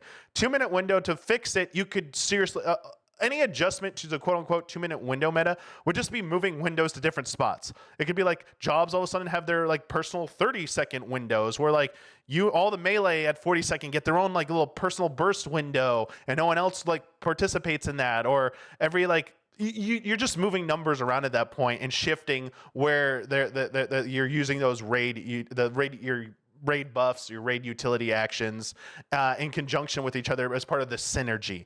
That really, I don't think has too much drastic impact on job identity. That's more about raid design, in my opinion, than job design. So I apologize about that. Although it is relevant. The job identity thing, I think, is an important thing because the first problem is, how do we shake this games community from valuing DPS above everything else when raid design favors better DPS? Means you skip mechanics, means you clear a fight faster, means it's easier. So it one does feed into the other. And I'm gonna bring up an alternative here, but like I don't think the current raid design supports it. When people want job identity and jobs to feel more unique, that does exist in the game currently. And it exists within the player versus player PvP toolkit. Every single job in PvP right now has the most unique feeling about each other, from each other. Sorry, and that you like when you're playing Dragoon feels like no other damn job in PvP. Playing even the healers, now they don't always fall into this. Like you have to ignore roles. They don't quite fill the same traditional roles as PvE, but in terms of identity, yes. They all have unique functionalities. They also have a unique limit break. And even not just the animation, but what it does. And these all factor into how unique it feels to PvP. I could see a future where maybe a job is essential to completing a raid, but it's a job not about doing DPS.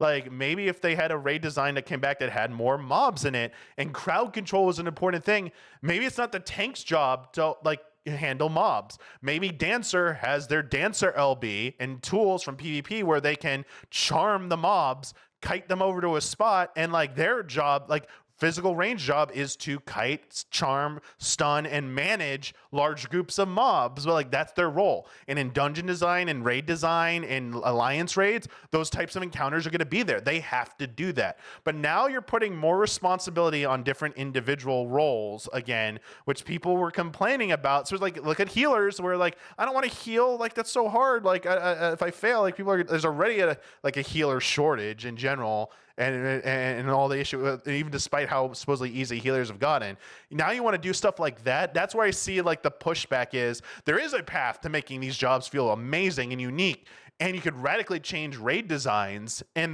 but you're gonna get a different game at that point.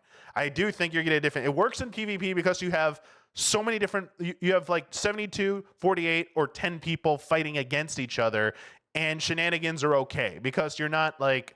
It's a win or lose situation. It's not we need to complete a task, a thing for the most part. And so I wonder if there's a balance to be struck though between the extreme of what PvP toolkits do and what our current PvE. And like one, I think baby step that we could maybe try out is in dungeon content and in light party content. Could each job, besides a party LB3, could we get individual unique LB1s or something like that where you could, for a mob, the dancer dances and it just like charms them for 10 seconds. Where a giant large pull, they're just like, they're not doing anything for 10 seconds and they got to damage up. Yes, this is awesome. And it looks cool and it looks goofy. Or, like stuff like that. They can incorporate things like that to make it a little bit fun and different. I do think you're going to maybe run into some issues when you get to more difficult content because you're going to find people, you said, Tony, people are going to find a way to be like, this job, this job, this job. And you're absolutely bringing this up. You're not bringing this job. You're griefing everybody. Get the hell out of here. Like, it's going to get even worse. So I don't know the answer. While I can point to it exists in the game already, there's great job identity.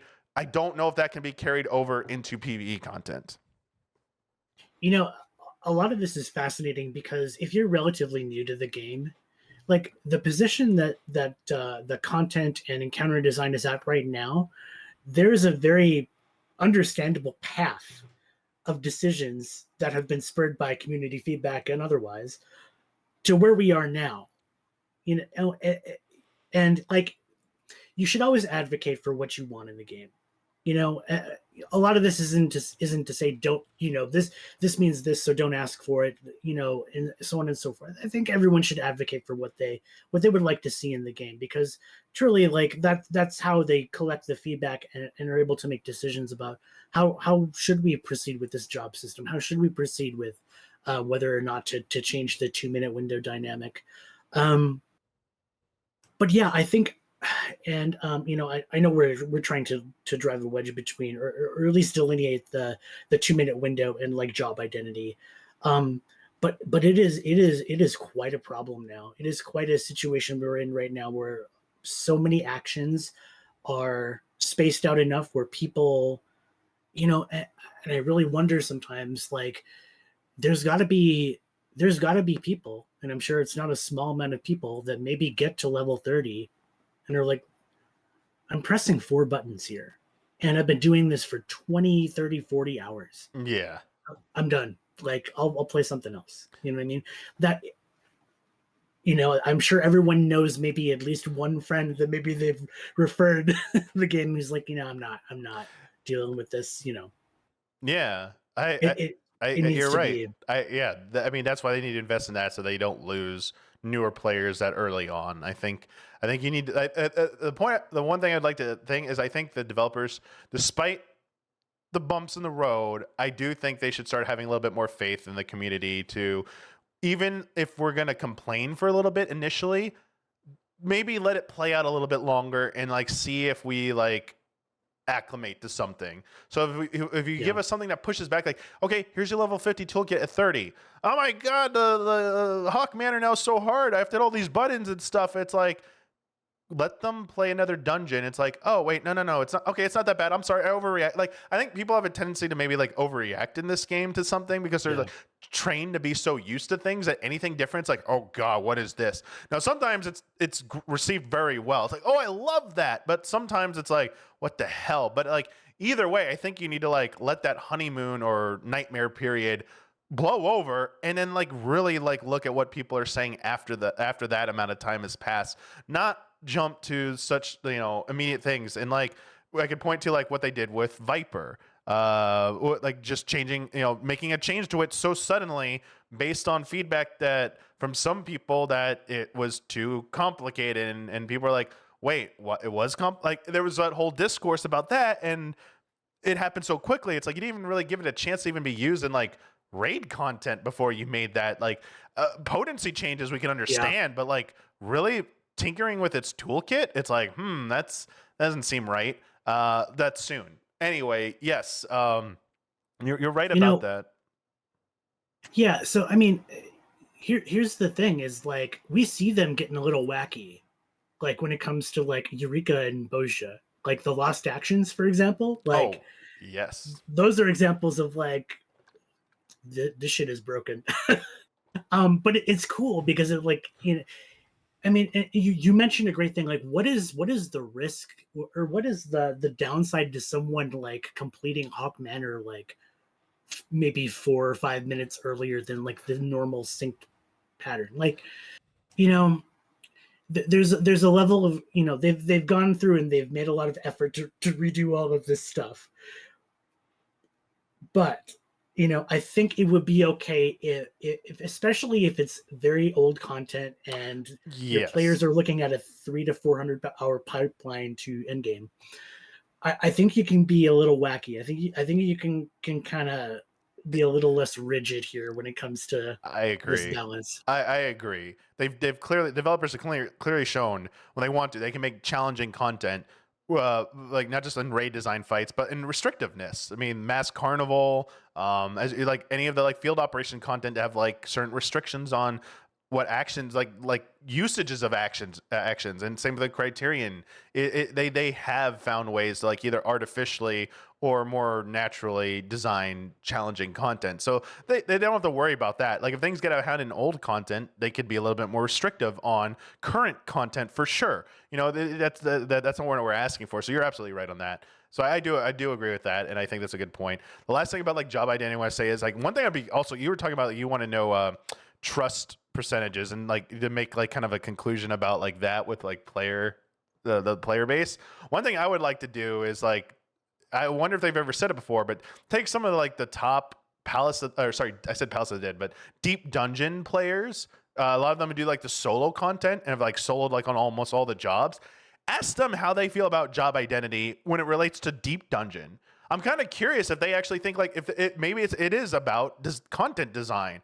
Even with the current toolkits, do they feel like the jobs don't actually play as similar when it comes to something like Deep Dungeons? Like, oh, they could be like, that's actually one of the pieces of content where different jobs really do matter. Like they have a unique thing about them, and it does come across in that content. Then maybe that's kind of like they should look at that and be like, maybe more of that type of content could be used to maybe bring out the unique feeling of job identity potentially. I still think they would need to like also look at job actions, but that's something it's popped in my head that I wanted to bring up that I was very curious about. The last thing I'll say about jobs though, this is what I was alluding to earlier. I don't want to like say too much about it, with like rotation and everything. Time to expose my scrub lord nature here. I think jobs are just too complicated to begin with because there's so many of them. Even with their current rotations, it's like, so there are people who have told me you're not supposed to play every job, and it's like, why? You're like, oh no, you're not going to be able to play every job competently. Like that's like very few people can, and it's like, why? And I'm like, if they're all going to be there, why can't I? And it's like, I mean, I could put in the time and learn all those jobs again, but like it seems so overwhelming. And that's coming from a veteran here who's done every level of content and completed it, and from someone who to propose a little counterpoint here, who can play all the jobs in PvP very well and loves them for the most part. Don't really like Pictomancer in PvP currently, but like all the other ones I really enjoy. And it's like, why one type of content but not the other? And it's like it's just complexity. But like I think it's budding complexity. It's not skill of playing the job. I still think it takes skill to play a job in PvE with a reduced toolkit. But like, so like I don't think you necessarily need to have a complex toolkit to make a job feel unique and for it to feel, rewarding to play. And so I want to challenge that notion that like we need more complex rotations, or we need like more actions on like the different jobs. I want to push back against that notion. Like when people misunderstood the action change thing during the media tour. Oh, 1, 2, 3 is going to become one button like PvP.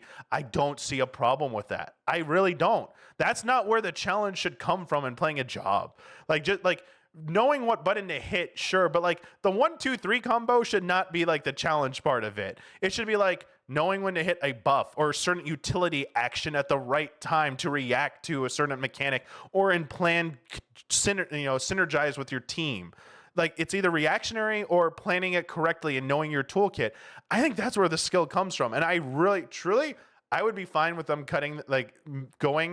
reducing the amount of actions in every single toolkit, because I would love to play every single job. I would love to get into them. This is a me thing. I'm not speaking on behalf of anyone. I don't even think this is a large scale issue for anyone.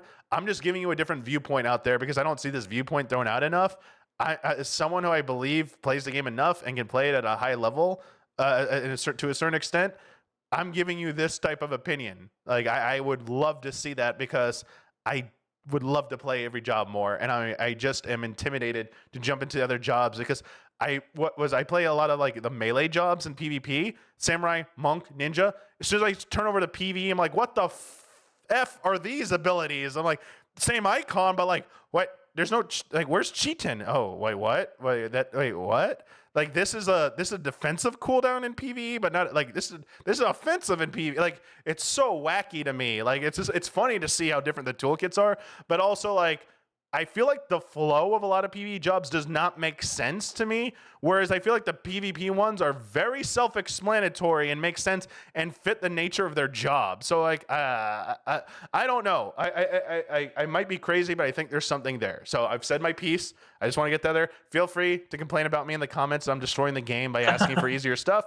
But I don't think that's the problem. I think the problem is with the raid design and lack of unique identity for jobs, and people being too scared to maybe have a job that doesn't quite, focus on doing like DPS, or it does some other kind of role, and now you have more personal responsibility. I think people are just scared a little bit more of personal responsibility. Anyway, that's my piece. Tony, I want to ask you about this. I just got off this rant about personal responsibility. One thing I think that people in the community are definitely asking for and are clamoring for is that the return of quality communal content. And we're getting that with field operations coming soon.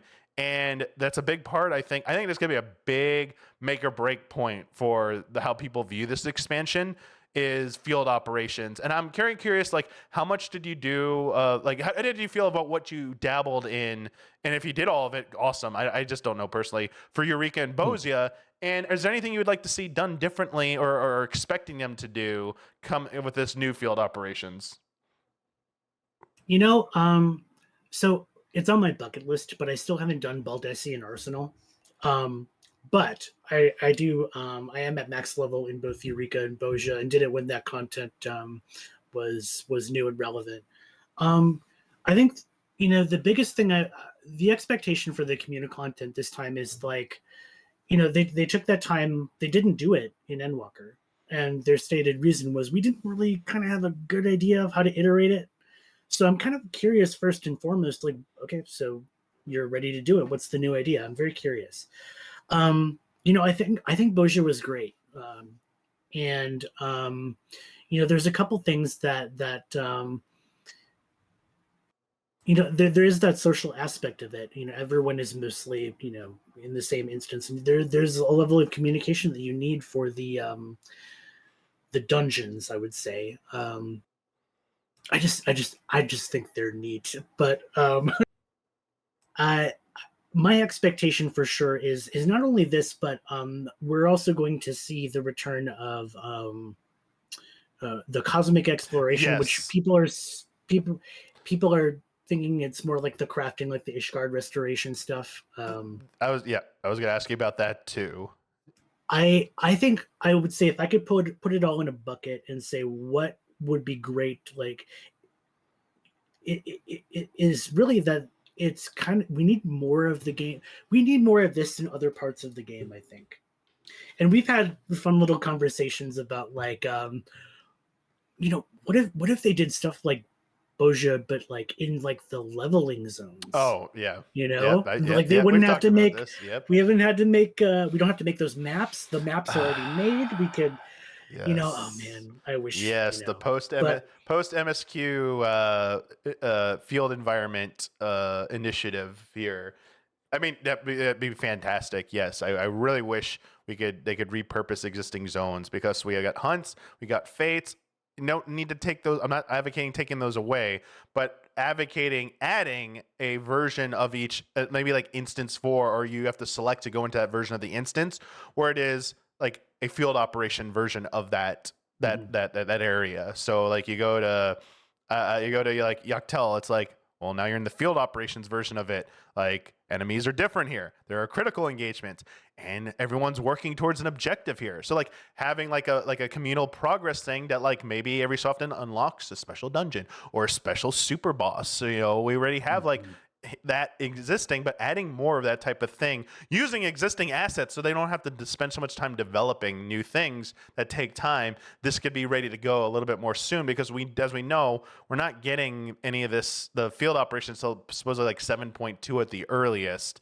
And yeah, we, once upon a time, that stuff was dropping in like the point 1 patch, and now it was a little further back at one point. Like, we got it pretty late at one point, but now it's like, yeah, you're not getting these until almost a third of the way to sometimes halfway through an expansion's life cycle, and that's like a big piece of content that a lot of people view as like a long-term investment, especially a lot of casual players. Like, I think the larger chunk of the player base. So it'd be nice to see that.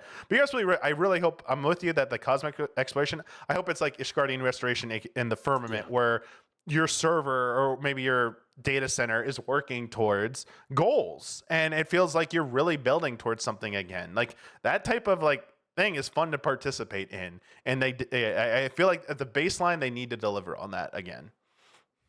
and I've kind of had, since the expansion just dropped, I've been doing a lot of the fate grinding for the bicolor gemstones, and really that's kind of what triggered this to come back to my head, was like, I really wish there was just more, like, and even doing the fates, it's like you kind of you fill out the requisite number of fates, and then you move on, and then you're done for an expansion. You know, doing more with the zones that they have, I think, we have hunts, and for a very short window we have fates. But if they could bring something like this, essentially, Yoshipi, whoever's listening, like, just more, please, more Yes. communal content, not just relegated to Boja or Eureka or Cosmic Exploration, or if you do another island, I want to see more communal Yes.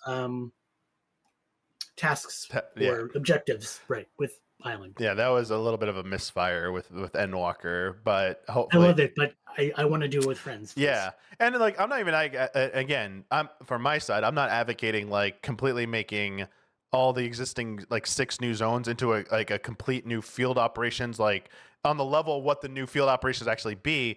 Just borrow some of the elements of it to offer an instance version of it, like instance 4. You already have 3. You've proven you can make multiple instances of it. Make one of them that you have to choose to queue into, where like everyone's working towards something in that version of the environment, like where it's not fates and hunts are not present in there. It's like different mobs, that you have, like, doing certain actions or doing certain chains of events will trigger certain other actions and events other events to transpire, ultimately paying off in like some kind of like cool, like big boss encounter or dungeon being unlocked that everyone can like go into and try it out, and having like a reward system. Like, you already have like the bicolor gems, like you just gotta like find ways to give us like good rewards. I mean, heck, even if that gave us like tons of bicolor gems to speed up the process of getting those mounts, I mean, I think it should be something else. But yes, just give us a meaningful reward and give us something to work towards as a group. and that would be fun. It doesn't have to like have a big overarching story or anything like that. Like, don't it doesn't really need that. It's more about like the actual battle content and like the activities that we're doing. You know, you this is it's interesting because it's really kind of, if you think about it, like so much of the game, the types of content that we have are very siloed off from one another. They're very much like, this is an alliance raid, this is a field operation, this is and that's fine because they fulfill different functions for the type of content that people want.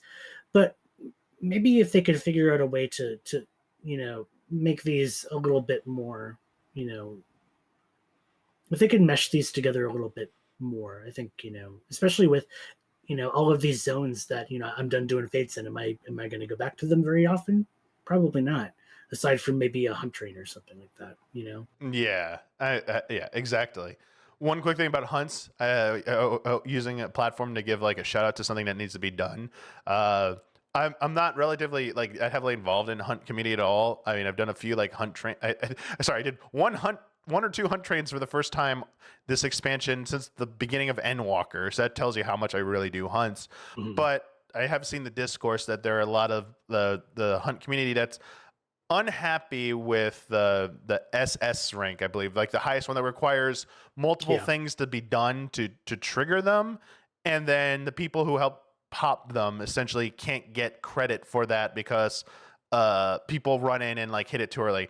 Now I understand the rules that like they're really like it's technically not against the rule. So like there's an easy solution. I'm getting too wordy here. Solution, just do what like WoW and other MMOs do, where there's like a grace window on those spawns, where for a certain amount of time you just can't pull them and they don't take any damage. Just give like at least a few minutes grace period where the least of people who help contribute to making it happen can get over there and get ready to participate and get their credit for it. You don't need to wait for like 20 minutes for everyone to show up. I understand that's like part of the problem is like people get tired of waiting forever, but at the very least you need to respect the people who made it happen and give them a fair chance to get their credit for it. So that, or if you just want to rework it, that people who popped it just whatever it takes, whatever the solution is, you just need to do something about that. I just want to like give a shout out to that needs definitely needs to be addressed at some point in the near future, hopefully by the developers. Yeah, hunts. I do them somewhat regularly, like trains and S ranks and so on. And I think it, the way it is structured. I mean, I really have to like. They are fascinating to me from like how they are run from like a community standpoint, and they've been really kind of like an institution for people getting capped on the last day of the week, and they have saved my ass many times. But like again, hunts feel weird in the sense that like they've really like kind of just handed them over to the community. And I think what would be cool is if they could get a little bit more involved in like and really kind of recognize, and I think and correct me if I'm wrong, like they do kind of organize things a bit differently depending on the region that you're in. I know that Japan kind of conducts them a bit differently, North America, Europe. But really kind of getting in there and seeing how these are being kind of coordinated by players. I just because a lot of these trains, man, like you're kind of shifting between the instance of each zone, and it's kind of an uncomfortable kind of a process. I'm wondering if Yeah. they really need to kind of take a look and see, because like that does cause a lot of friction, because sometimes some of them go really fast and Mm-hmm. people get left behind because you really should be playing this game on an SSD, but you do you. Um, it does create some friction there, and I'm just wondering if like there is a more kind of an official sanctioned way that they could design this whole process. Like, what if Oh, you know?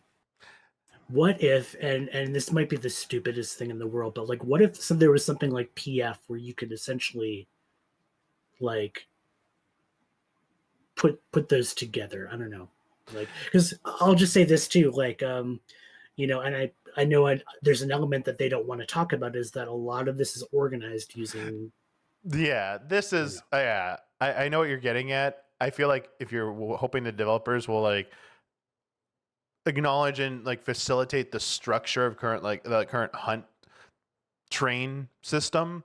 I want to know, did they think this is optimal? Did they think this is, So did they even want I'd be this? curious to just have them say something about it. And I don't know if they ever will. I mean, maybe they ever get asked, but I would guess based on their past answers, posturing, and like just their basic MO. I don't think they would necessarily give their official stamp of approval, but wouldn't say it's like necessarily bad. They just live in that gray space, saying like, as long as nothing bad's happening, we don't really care. But that's not how we design them to be done. And so, if any Yeah. problems arise from it, that's not our problem. You guys made that problem, and so if you push it hard enough, we're gonna have to do something about it. But like, as long as you all play nice, we're not gonna care about it. Now, and from what I also understand, eventually all the instances will go away. We will only have one instance of each zone eventually. So like, there will no be instance hopping, but Yeah. this gets to the next thing. There is still world visiting and data center visiting, so people still do that. I do think there should be a restriction. Just because you can't do time nodes for gathering on other data centers, you should not be able to do hunts on other data centers. You should not be able to DC. I think, is that how it is actually? Can you DC visit and do hunts on another? I know you can world visit for sure. I forget. Yeah, if I you could never do, DC visited for I think you might not be able to. I think it did, and I I'm too couldn't find. I lazy. couldn't find a B rank. But if that's already the case, then this is moot. But like, I think it should extend further. I think it should go. You can't go to other worlds and do hunts. I think hunt trains should be restricted to their own world server. And when you go to another world, hunts just don't appear for your character. You're just locked out. Or if they, however they do that, whether you get a debuff when you go to another world that just says you can't hit certain mobs because you're not part of this world, and so you can't get credit for them. Whatever it is, I would say like that's fair. It should be fair that like, and it would like maybe reduce some of the stress. Yes, it wouldn't be as efficient and you wouldn't be able to get stuff done as fast. But think about anytime you've had a headache where it's like, I couldn't world visit, I missed out on that S rank. It's like, you don't have to worry about it. It's not there anymore. I think I see who is going to complain the most: the achievement hunters, because those achievements are insane for the A and S ranks. It's like, oh, now it's going to take like forever. And I'm like, the only thing I could say is like, you're doing that to yourself, man. Like, it's achievements. Like, come on. Like, I understand if you're interested. I'm not going to stop you from doing it, but like, you don't have to do it. And like, you can still do hunts and have fun, but like, I mean, you still can work towards it. I don't know what to say, but like, maybe there is a more elegant solution that allows all this to still happen. Yeah, but like, I think someone in chat, as it said anyway, like the amount of time it's gonna take you to DC transfer anyway, you're probably gonna miss out unless you're getting ready to go over for a hunt train starting. But for an S rank, you're probably not making it in time. I missed S ranks on World Visit, so yeah, like, exactly. it's still popping. Like, yeah. The reason I also brought this up real quick is this one last thing I want to say about DC travel. Because as it pertains to Dawntrail, I'm still pretty pissed about the current DC travel restrictions in place. I know we have DDoS shit going on, and that is a legitimate problem. But when it's not going on, I don't buy for a second that like Aether's that crowded that you can't, like, you have to restrict DC travel over there. And like, I don't think it's a good solution. Like, oh, you're forcing people to play on the other servers. I'm like, this is dumb. Like, especially when we had it in the past where this wasn't how it worked and it worked just fine.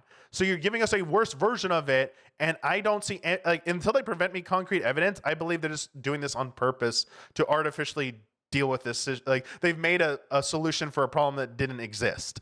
And I'm like, it was valid for launch, but this is not a problem anymore unless they prove otherwise to me. Why can we please go back to the old DC travel rules now? So I can go, like, specifically anyone on let me slow down. Anyone on NA trying to go to Aether, it just sucks having to wait till like late hours of the night to maybe get a chance to get over there, and it's infuriating. So if there's one of the biggest negatives of my experience with Dawntrail so far has been the trashy state of DC travel right now. Almost like 2 months into the expansion, because we had it was working just fine last expansion. And I don't understand why they're self-imposing these restrictions. I don't buy the excuse. Anyway, that's my one big critical thing. There's three other real things of content, and one thing I want to give just a lip service to before we wrap it up here, because we're talking about field operations. The other big thing I think a lot of people are looking forward to and expecting it to be tied, it might have already been confirmed, I forget, to field operations, is the relic. And coming off Endwalker and how Endwalker handled the relics, Well, yeah, what are your expectations for the relic coming in Dawntrail, and what would you like to see be done? Do you feel, and like, do you agree it's like an essential piece of content that keeps a lot of people engaged throughout most of the expansion? You know, Relic is, like a lot of things in the game where it's kind of like the best thing I can compare it to is like a little ship in a bottle project where it's a little bit that you work towards maybe each day, and at the end of the day it's really just glam, right? And for a lot of people that's fun to kind of do a little project like a jigsaw puzzle. You do a little each day and then eventually you've got something that's really cool. um so Endwalker, I know a lot of people were not happy with the fact that you could just essentially dump tombstones in there to get your relic steps. They wanted something more involved, which yeah. Um, for me personally, like I took a bit more of a controversial take on it, which is that like so the tombstones can be acquired by doing lots of different types of content. So I guess I don't really understand why you would like limit yourself. Why that is essentially the barrier or the problem with it. That being said, what I think I really have come to understand is that the journey can also be fun in a sense. Like one thing I hope we never go back to is having to run like 1 or 200 Brayflox long stop hard modes. Like I will never Yeah. do Relic again if they do that. Now, Eureka, on the other hand, I mean, this time we're kind of in an interesting situation, Damiani, because we seem to be getting a little bit of everything this post patch. I'm also as curious as you are to see if those are as fully built out as their previous iterations. We'll see. I hope so. But now they have a lot of things that they can get people into different types of content for. And I think what it sounds like the Endwalker approach was, we trust you to do a bunch of different stuff to get your tomes and get that relic. But I think people really want the weird little book you've got to fill out and stuff like that. Yeah, I think it was people were like, I think the reason it was there people so vocal about it wasn't that the fact that it was like so easy to do, is that it was riding on the back of a ride of criticism about where's the content. And people just found it as another, bullet in the chamber for, man, you didn't even create unique content for the relic this time out. You're really like just, cutting Yeah. corners here. Where's our content? So I don't I was, the one thing I will say is like I was happy I got every relic done. I was like, okay, that's a positive. And I don't see how this is any different than light farming, except that like you had to do you were required to do certain instances. Now I could do any instance to get my quote unquote light, but they're tomes now. But yes, when it's at least dressed up in a book that tells you these actions you need to go do, it feels a little bit more involved and a little bit more unique and I guess immersive to a degree. But like we already had Eureka and Bose. It's like you crafted these are unique pieces of content that were tied to our relic. Where's our unique piece of content? So I think as long as relic is tied to one of these new pieces of content, it will be viewed as better. Now, to be fair, I'm looking forward to that again because I want more new content. And I was bummed we didn't get a field operations in Endwalker. But I will say this. I do not envy and look forward to subsequent relics after your first one being as involved and take as ridiculously long. I think the biggest mistake of all the old relic things is that your first needs to be the hardest, and all other ones need to be achieved at a much reduced cost. So that like this factors into a huge thing about just everything from gearing to leveling, that it's a pain in the ass in this game to be able to, like, we're talking about like just job rotations. Forget that. What about getting leveled up and geared to even play these jobs in certain pieces of content, because you're locked out till you get your gear. And it's like 18, 19, no, how many jobs we have by the end of next expansion? It's like, this is getting insane at some point. Like they have to understand at some point, please, we're not here just to grind. Like, we want to do fun things. And like, we're not going to quit the game and stop playing because you made it easier to gear my job or get extra relics for this job or level up my jobs after my first job. Like, please speed up that process. Make that process happen much faster and make it easier. And I swear, you're not going to see people complain about that, and you're see people happier. You're not going to see people bail on this game. Like, come on, that's not going to cause a decline of this game. If anything, it's going to be a positive. So as long, I don't expect they're going to probably do that, but like that's what I'm dreading is that we're back to this great field operations. Look how awesome this adventure was. I had such a great time. That final dungeon was so good. You got to do it 17 more times if you want all the relics. It's like, okay. All right, game. So how do I get my other relics? I could do Savage. I'm like, oh, but I don't have, wait, what? I'd have to gear that job up too? Well, you could do the extreme trial, but that weapon's going to be too, like, lower level than everything else. Like, they basically don't give you good alternatives for at parity gear, and that's like a big problem. So I'm not looking forward to it being handled that way, but maybe they'll surprise us. Maybe they'll surprise us, and they'll actually make all the relics after your first one be easier to get, and it'll be fantastic. Who knows? I don't know. I would hope so. I would hope so. Especially as there's so, again, you mentioned it. There's so many jobs now, and especially if we're kind of moving potentially into, if we're going to potentially move into an expansion 8.0 where the job identity is perhaps more robust, then it makes sense that they would want to have people play more than one, to see the difference, to perceive the difference. So then, it would make sense to, try to make that as, not not easy or, a short amount of time, but just to make it so that it's not a slog every single time. Like, I really think people do not remember how much of a slog it used to be. And that's actually why I almost celebrated like the Endwalker stuff. It's 500 tombstones. Yeah. Oh, perfect. I love it. But that being said, I can also recognize that yes, it is fun for people to have kind of like this more of a bespoke process to because they want their relic to feel special. They want it to feel like epic and exactly like a story went into making it. I do get not just the cutscenes, but I have a story to tell about the relic that I made and like that kind of stuff.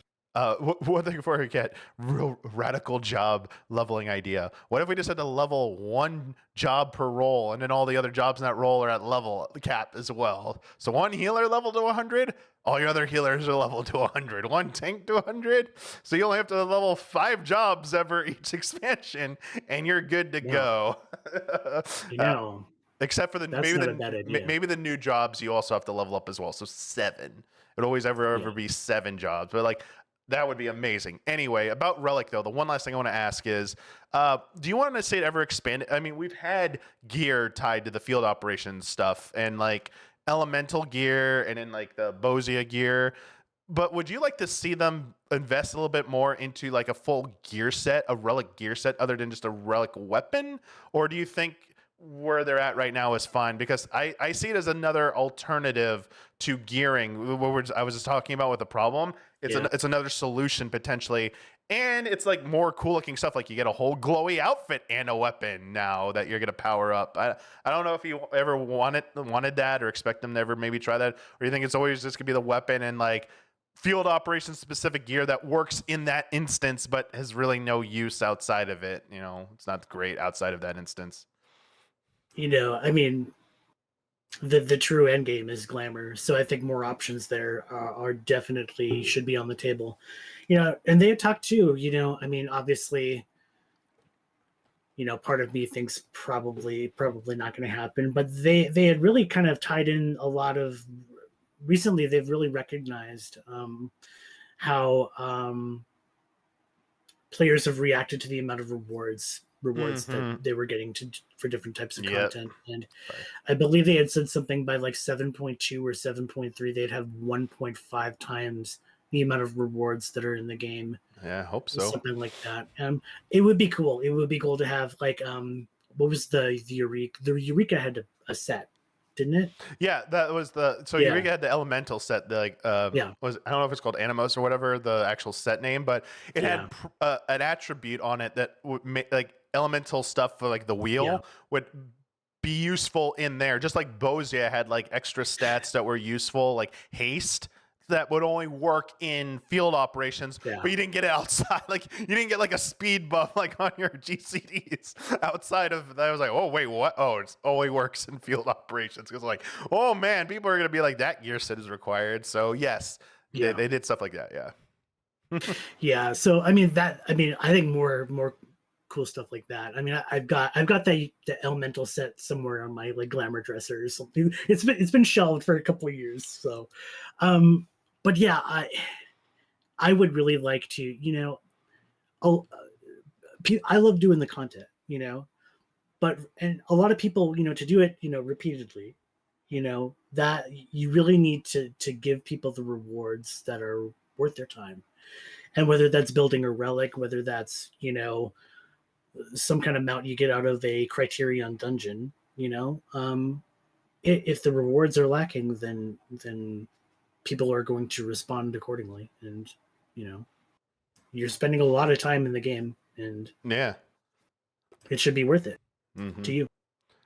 One last thing I want to say about gear before I forget, and not anything about this gear. I want to give a shout out to how awesome the AF gear looks this expansion. Like I think like all the job specific AF gear looks fantastic, but it absolutely pisses me off that you can't glamour it, because if you play other jobs in that role, it just won't show it up because like it's unique to that one specific job. I really wish maybe this requires you doing the role quests, because you already got to do them to unlock dying them. What I just wish there was a way to be able to glamour like I really like the white mage AF gear.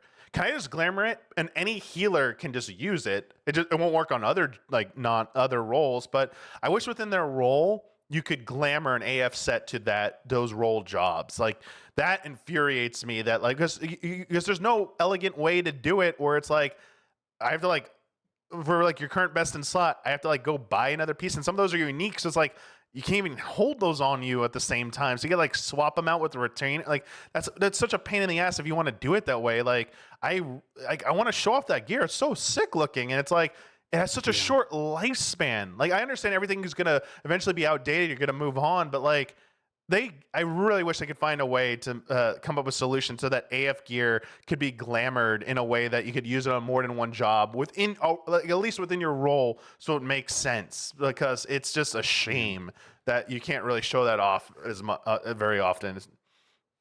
So you bring up a good point, because that's actually how I glam. A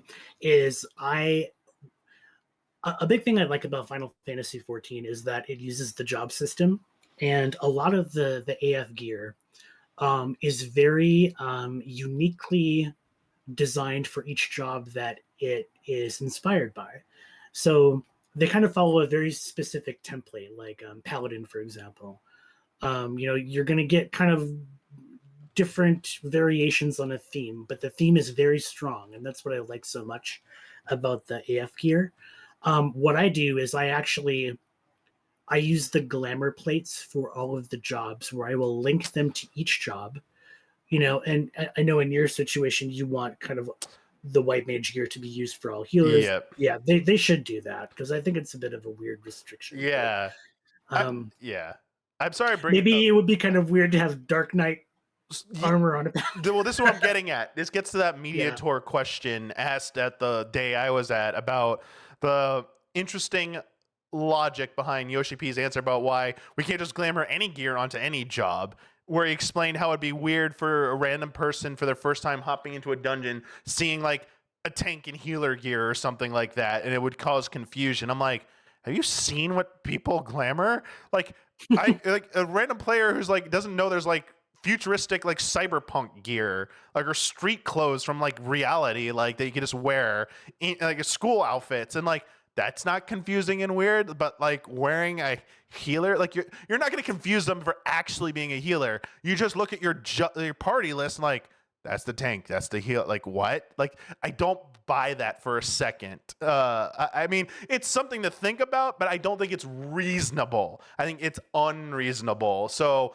this is not even like to that extreme. This is like keep it within even the roles where we can share gear between like the same role. Can we have that? It's like I don't see a reason why not. Yeah. So I will say, like, as while we're talking about gear, I will say like, and this is very selfish, but Paladin, boy, we're really never gonna get a better set than the Endwalker set. Oh yeah. It's so good, and especially after the graphics update. Oh man, it's Oof. Looks I that good, still huh? so the Dawntrail set. It's good. It's just, but I used it for maybe about a week, and then I went back to my Endwalker Paladin set. But I love the AF. I love that they're very creative within a theme. Some of them maybe aren't so hot, but that's actually what I do for every single job. And what I do is I do level every job to maximum, just to get that AF gear to be able to, like, because it's a very Final Fantasy feeling kind of Yeah, accomplishment, I it feel. is. So yeah, it's kind of one of the things that I enjoy about the leveling process too, is really kind of just unlocking that AF, and then setting that to my glamour plate. The one problem though is that now I don't have enough glamour plates for all of the jobs, Oh yeah. and I'd also Here we like go. more glamour plates for all of the crafting and gathering jobs, Yeah. because those look sick this time too. They look really cool, especially the armorer, and goldsmith. It's like the really funky green one, and Fisher looks good too. It's like I want a glamour plate for all of those, or some other system that's a lot more elegant than whatever the heck we're doing now. Which makes me feel like if they could Yeah. it's a very big ask, but I really want them to kind of put in some sort of like system where you could basically, like, okay, you've unlocked this glamour, you've obtained this item, you don't have to carry the item anymore. You can Yes. just unlock it from a list or Like something like other that. games do the Me, like most other MMOs. Yes. I mean, yeah, these are the quality of life things for sure. That's a definite big ask. I mean, there's even I mean, we don't really need to get into it, but like the same thing also ties, like these issues also relate to like the portrait issues everyone has. I mean, anytime you change a piece of gear, it's like, oh, and like the fact that someone's Yeah, already made a third party tool that will automatically do all that for you, if you so choose inclined to use something like that. It's like the functionality is possible. It's just they're not doing it. It's like, okay, I see. But like that's something like that's a legitimate like thing I think they should like look into, because yeah, they have made some of those gray area things a reality at some point. Although one thing we haven't seen, just real quick before I forget, raid tiers down. We didn't get the raid planner yeah, functionality. That didn't even like happen. It's like, wait, where's that thing? I wonder if they just like, nah, like no one's gonna use it. Like people are just gonna use raid planner and YouTube videos. Like, why would we make this? But it's like you also have fellowships. I mean, from my understanding, they're probably more utilized maybe in Japan than maybe in NA or EU. But like yeah. fellowships Don't are look at kind the of NA one. useless. Don't Like one thing to look at be the NA one. a useful thing though, if they want to like maybe take those resources and repurpose them, I'd love an in-game calendar tool where I could like put events on there in game. It's like I have raid today, so like I'm logged into the game, it's gonna like pop up a notification. You have your raid is at this time and stuff. Obviously, you can use Google Calendar, but like I'd rather just use it in my game. It's like that's something I'd rather have in my game. Or someone's running Yeah, an event at their house or something. It's like I don't want to go to Google Calendar for that. Put that I'm in the game. I want to look up in my game. Like that's actually yeah. something I think they should consider doing, because I think people would actually use and like that. There's a lot of use cases I think for that too, especially with like I'd say the island stuff that'd be useful. I would say even like we have a big free company on our server, and it would be great for coordinating events. Like we do giveaways and stuff like that. Being able to do that would be great. I think there's a lot of use cases, great use cases for individual calendars or shared calendars. We got to like corner Yoshi P and like Yeah. get him to answer something I'm like sure. that. To be fair, I think they get like so many of these types of feedback. It's just like, yeah, it's like they do only have so many resources. It's like, sure, if they had like a magic wand where they could make everything happen, I'm sure they wouldn't say like no to a lot Oh, of it this shouldn't be a stuff. problem. It It's, should be I think it's easy. more about like, yeah, I think it's a logistics issue where it's like if they would, they could, and like we just don't. Yeah. As much as they let us peer behind the curtain, they don't like let us see completely behind the curtain. Like we don't know all the happenings and goings Right. back there.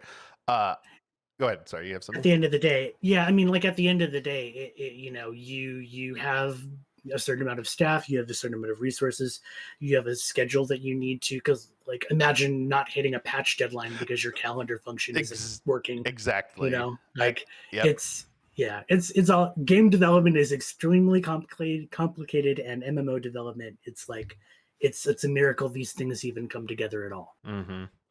All right. The last quick things here, because like, one's not out yet. One we just finished, and one I won't spend too much time on. The Savage Tier just happened. I just mentioned that because we didn't have a raid finder. Now initially it was completed in record time. It was the fastest a raid tier has ever been completed by the world first group. Now the caveat here to consider is our players just like way better at this point, like after going through three of the hardest pieces of content, the Dragon Song Reprise and the Omega Protocol, the two recent ultimates in Endwalker, as well as the Criterion Savage content, which is sadistic. It's not even like fair in my opinion. I've not done them. It's like I just look at them like, no, that's not interesting at all. But the fact, like the amount of like that demands like perfect, like really good execution. So highest level players being pushed even further to refine their execution to be insanely consistent on top of like solving two of like the hardest pieces of content. I feel like this was just a sign of things to come. Also, the first tier is usually always the easiest, so I don't think it's that surprising that this happened.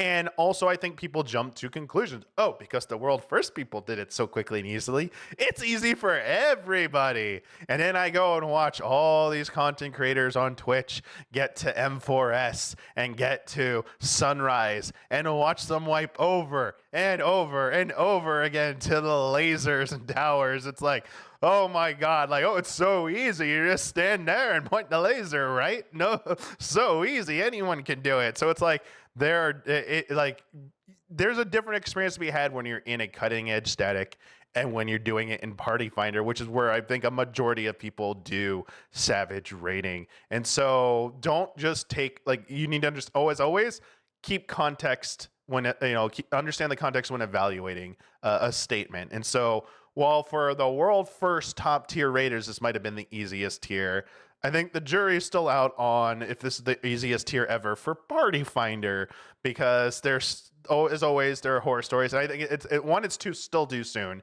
I think we need to give it a little bit more time, but also don't you don't need to judge yourself against other people. I mean, you can compare yourself if you're trying to get better, but like also know your own context. It's like, if you clear, like that's fine. It doesn't make you any better or worse. It's like, don't feel too Yeah. bad or get too concerned over what everyone else is doing. And so, yeah, I will say I thought, since I've done it all, I thought the first fight was pretty good for a first fight. It was fun. Hate the second fight. I just, compared to other second fights, I think it's like a low point, honestly. It's just not fun to do that fight, in my opinion. And that, as much of a meme that song was when it first came out, I'm like, it's the song that just grating at this point. I'm like, all right, I'm done with this song, please. It's like, oh, this song was not meant to be looped. Please stop it. And I love 3 and 4. I actually love 3 and 4 a lot. I'm very happy we got a fourth floor, which did not have a door boss for, first time in like so long. So it's like, I was very happy with that. And yeah, so I think it's a good start. And I would not put too much stock into people who are saying it's so easy, this is a bad sign for things. Like, wait, bump the brakes there a little bit. Like, let's wait and see. Like, let's get the other raid tiers and see what happens, and let's see what Party Finder veterans have to say after a few weeks of doing this tier in Party Finder, whether or not they think it's any easier or harder than other tiers. But I thematically, I think it's cool, like a tournament. Yeah. Like, for all the complaints about not getting a tournament fights like between the Scions in the MSQ, here you go. Now we got a tournament arc in the raid, so that's kind of cool. Yeah. So yeah, I actually wanted to touch on the story of this raid because I think it's really cool. I think it's very like, I think this raid, and take the Savage part out of it for a moment. I think it's like Final Fantasy XIV at its best from like an aesthetic design standpoint. It's just like the music is popping off, the design is very unique and interesting, and it's just there are interesting mechanics going on. Um, that to me is just kind of like the peak of what FF14 does very well, is just these very like unique boss encounters that are very um aesthetically like it's the song, it's the lyrics of the song, it's the performance of the song. M4 is a freaking banger. I love that song so much. And just the presentation of it is just so cool. And I think especially with this tier, especially the way that like the game presents encounters, and it does feel almost like wrestling matches sometimes. And so I feel like for this to be kind of like the theme of this raid, it hits on so many levels. As far as like the Savage race and the world first race goes, that was awesome to watch. I think it was definitely the closest race we've ever had. Like, so from an entertainment standpoint, it was very cool. I think we had two teams that were almost at first place, and then two for third. Yep, they had to look at the Eorzean time on the Yeah, timestamps to actually tell who really finished first. And it's like, that's pretty crazy. Yeah. I think yeah, like I mean that I think you can ho and hum about the raid was cleared sooner than most other Savage tiers before, but it was cool to watch. It was really cool to watch it work all day while people were going at it. But yeah, I'd say I think there's a lot to be said about a lot of folks have played this game for a long time, and in a way I think you come very accustomed to kind of getting in the head of the designers. And time and time again, I think I keep thinking back to the Binding Coil of Bahamut, and when we went in there with all of us and all of our friends, and we didn't know how the heck this game worked, and like, you're telling me I got to feed a slime to a snake? You're telling me I have to? My party had me kiting robots so they didn't have to tank them or fight them, which was completely wrong, and that's why we wiped for like 2 months. But anyway, trauma aside, people have built up like 10 years of know-how about how difficult fights in this game are designed. And so I think that has a lot to do with, how they approach Savage, how they approach Ultimate, is that they have a better understanding of, how someone is potentially designing curveballs. I think that's part of it. Could it be that, this is the easiest one? I mean, that's typically been the case where the first tier has been the easiest. I think for me personally, if it's a good show, because again, I don't play at that level. If it's a good show, then I'm satisfied. But as far as the community goes, I think it would serve people better to not kind of knee jerk and react in that way. And I know you're a healer, Damiani, but like when I saw people post, because there was the healer, I think it was the healer clear or no healer clear. Oh yeah, right. Yeah, me and you, we can go in there and do that any day, right? No problem. Yeah, I mean, context matters. The stuff like that has like existed forever, and I think some of the more level-headed, high level players and some more level-headed content creators will rightfully point out, sure, that is possible, but it's not reason. That doesn't mean there's like a fault in the design of the fight, because look how much skill, planning, and like great execution it took to do that. Just like someone could speedrun a game and destroy it in this amount of minutes doesn't mean you're going to be able to beat it in that many minutes. It's going to take you way longer, and you're not there. And it's like and even if you knew how to do it, only certain people have the level of execution to even do that. It's when it's widespread. People always forget that like a problem has to be widespread. If it's localized or can be explained by like something simple and like low key like that, it's like great. That's an outlier. That's like it's within the margin of error. It's like that's fine. ooh, they like the highest skilled players cleared it without a healer.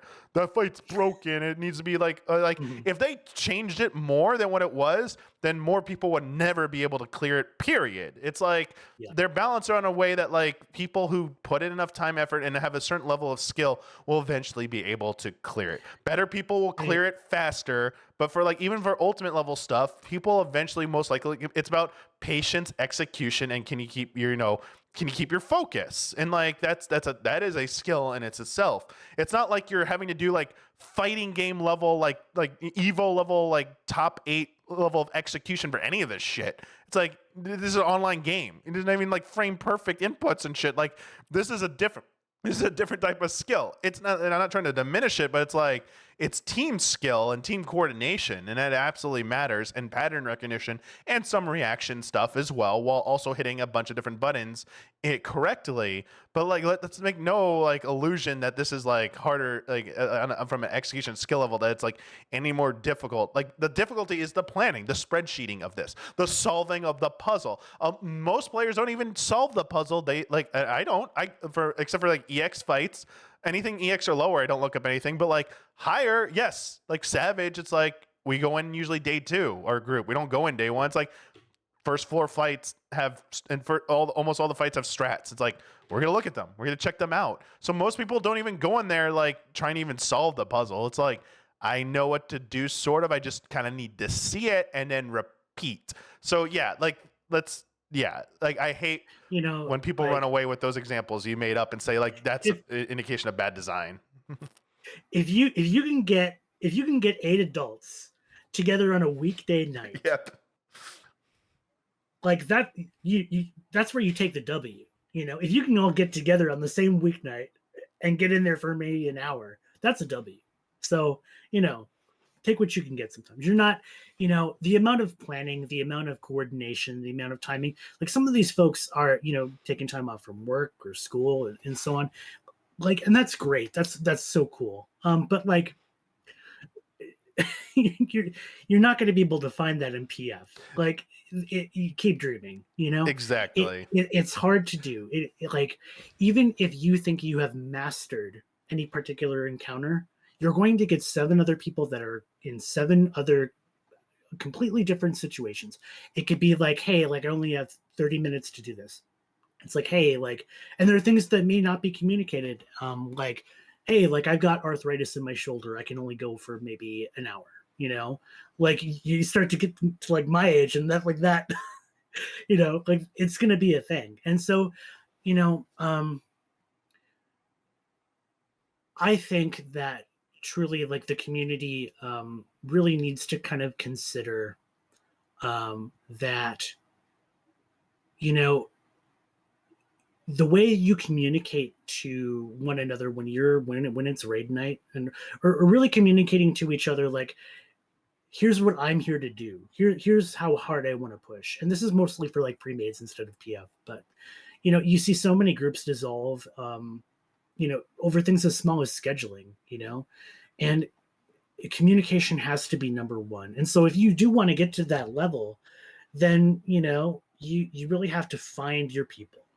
And maybe it's not like the people you normally play with, on a weekday night, or people you buddies from work or school or whatever. Like you really have to put in a lot of effort to find your people.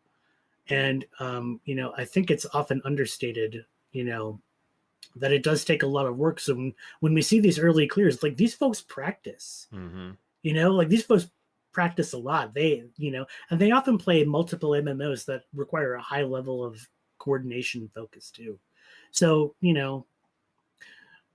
yeah, I mean, like I'm never going to be at that level, but folks, like, let's not, Yeah. let's be reasonable. Very good points there for sure. Absolutely.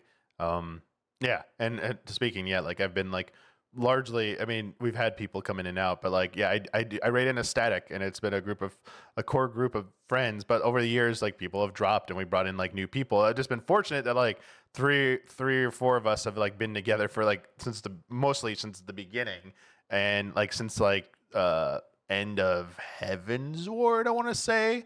End of Heavens, yeah, Wow. like Alexander. We've been together since the end of Alexander. It was like at least 3 or 4 of us. So it's like, yeah. And some have like left for a while and come back. So like, yeah, that's like the reality. But like at any time, it could be like the core of those people are like, we don't want to play anymore. It's like, well, it becomes hard again. It's like, well, party finder or finding into their static. So like you can be very fortunate, and then but that's like an outlier. Most people have to like struggle to find a group, as you said, or deal with party finder. And so when you see people who are even like respected content creators who are like struggling party finder, like it's like understand that context. It's because it's harder to clear in party finder than it is with a static. Like they are doing something more challenging than what you do with a static. Does make it easier.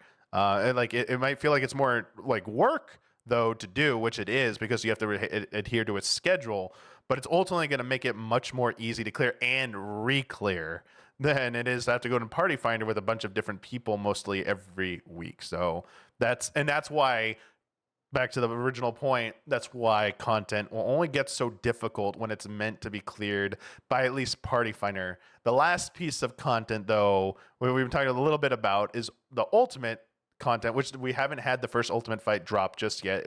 It's still coming. It's coming next patch.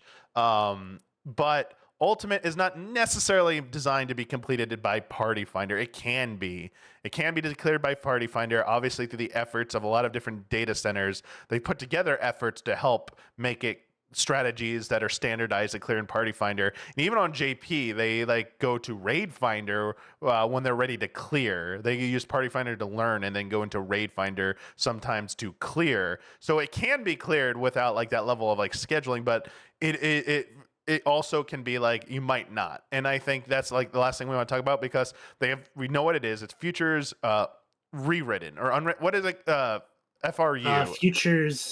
Futures rewritten ultimate. Yeah, thank you. FRU. And that's like the next ultimate. And the only thing I want to say about ultimates is that the top in DSR are viewed as like probably the most challenging they've ever made. I've seen some people dispute that they think at launch UCOB was just as challenging, but I would say DSR is very well received by a lot of people. It had its faults, but I think that was probably the pinnacle of ultimate design, whereas top had a phase 5, where a lot of even the best raiders like, please never do that again, to the point that it's standardized a practice that is questionable, that the developers have frowned upon, but like most regular people like, screw that. You made this fight so ridiculously RNG heavy that this is stupid. So I do think we are not going to, I really hope and really believe we're not going to get something designed like the worst parts of top. I think we are going to get something that's more in line with what we saw with like UCOB or DSR type mechanics, or even like maybe like T. I think this one's going to follow more like DSR, and I hope it's like that. I think people really like that level, like, is that was one of the most satisfying fights ever. Like, it was also fun for a lot of people to watch because of like its what if nature, and I think that's what we're gonna get with this one, is another what if fight. So I do feel like this is an opportunity to reaffirm that ultimates can be, well, it's not meant for everyone. Well, everyone could try and get into it, but not everyone will probably clear it or like, stay together to finish it. It is something everyone could be a part of by at least like watching the spectacle of people like progging it, because this is where the most challenging prog happens, because it's like, the highest level of execution, figuring out things, and it's going to take probably more than a day to clear. So it's going to be like fun to watch, and fun, and for a lot of people, I think it's going to be fun to do. And like, it has a great sense of reward and satisfaction when you clear. So yeah, I'm looking forward to that. And I hope we get 2 ultimates again, this expansion, because I think that is the sweet spot. I know people have asked for 3. I think that's a little too much, in my opinion. I think that'll cause burnout for a lot of the high-end raiders. So I think one, that's a good point. And honestly, they did it at 7.1 and 7.3. I've seen arguments for and against that pattern. So I guess that what I'm asking you, Tony, since you really don't dive into ultimates, did you find did you watch any of DSR and top, and did you find any of it interesting, especially DSR with its nature?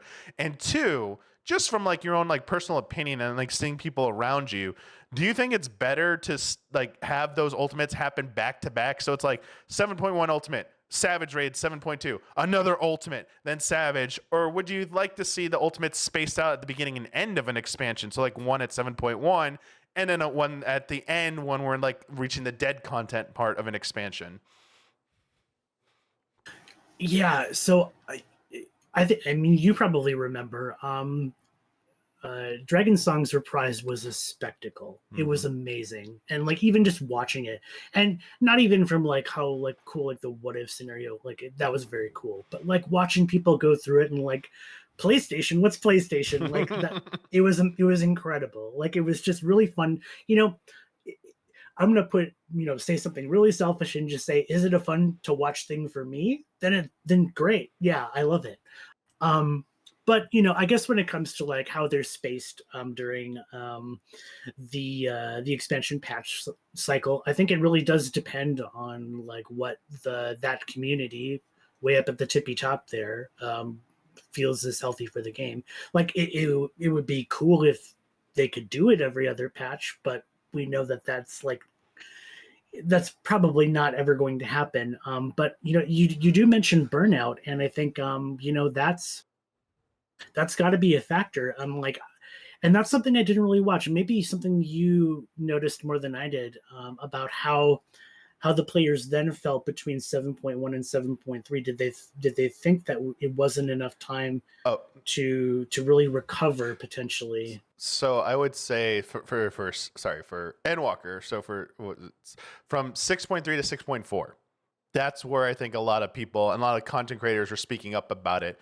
I think there was a noticeable drop off in high end raiders who were saying like, I don't care about clearing the last raid tier right away after coming off top, after doing the Savage 1, DSR, Savage 2, top, back like that. They're like, I need a break. Like I'm taking a little bit of a break. So I think this is anecdotal. I don't remember if any like the Bancho Lucky like census reports supported this or not, or if there's data out there.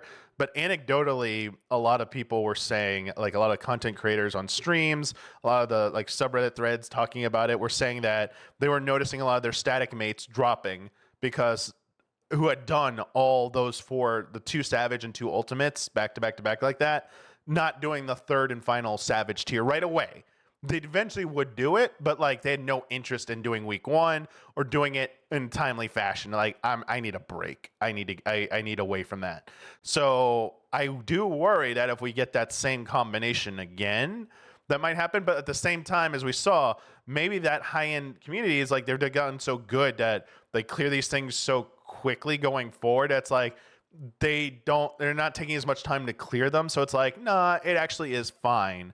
The reason burnout's one concern, Tony, but the other thing is like just having content to do at the end. Now, obviously, you can do content at any point. So if you have 7.1 and 7.3 ultimates, you can wait till 7.5. But let's say I skip both of them. It's like now you have 2 ultimates you got to like try and do, but it's a lot of time. So I don't think at this point really matters that much.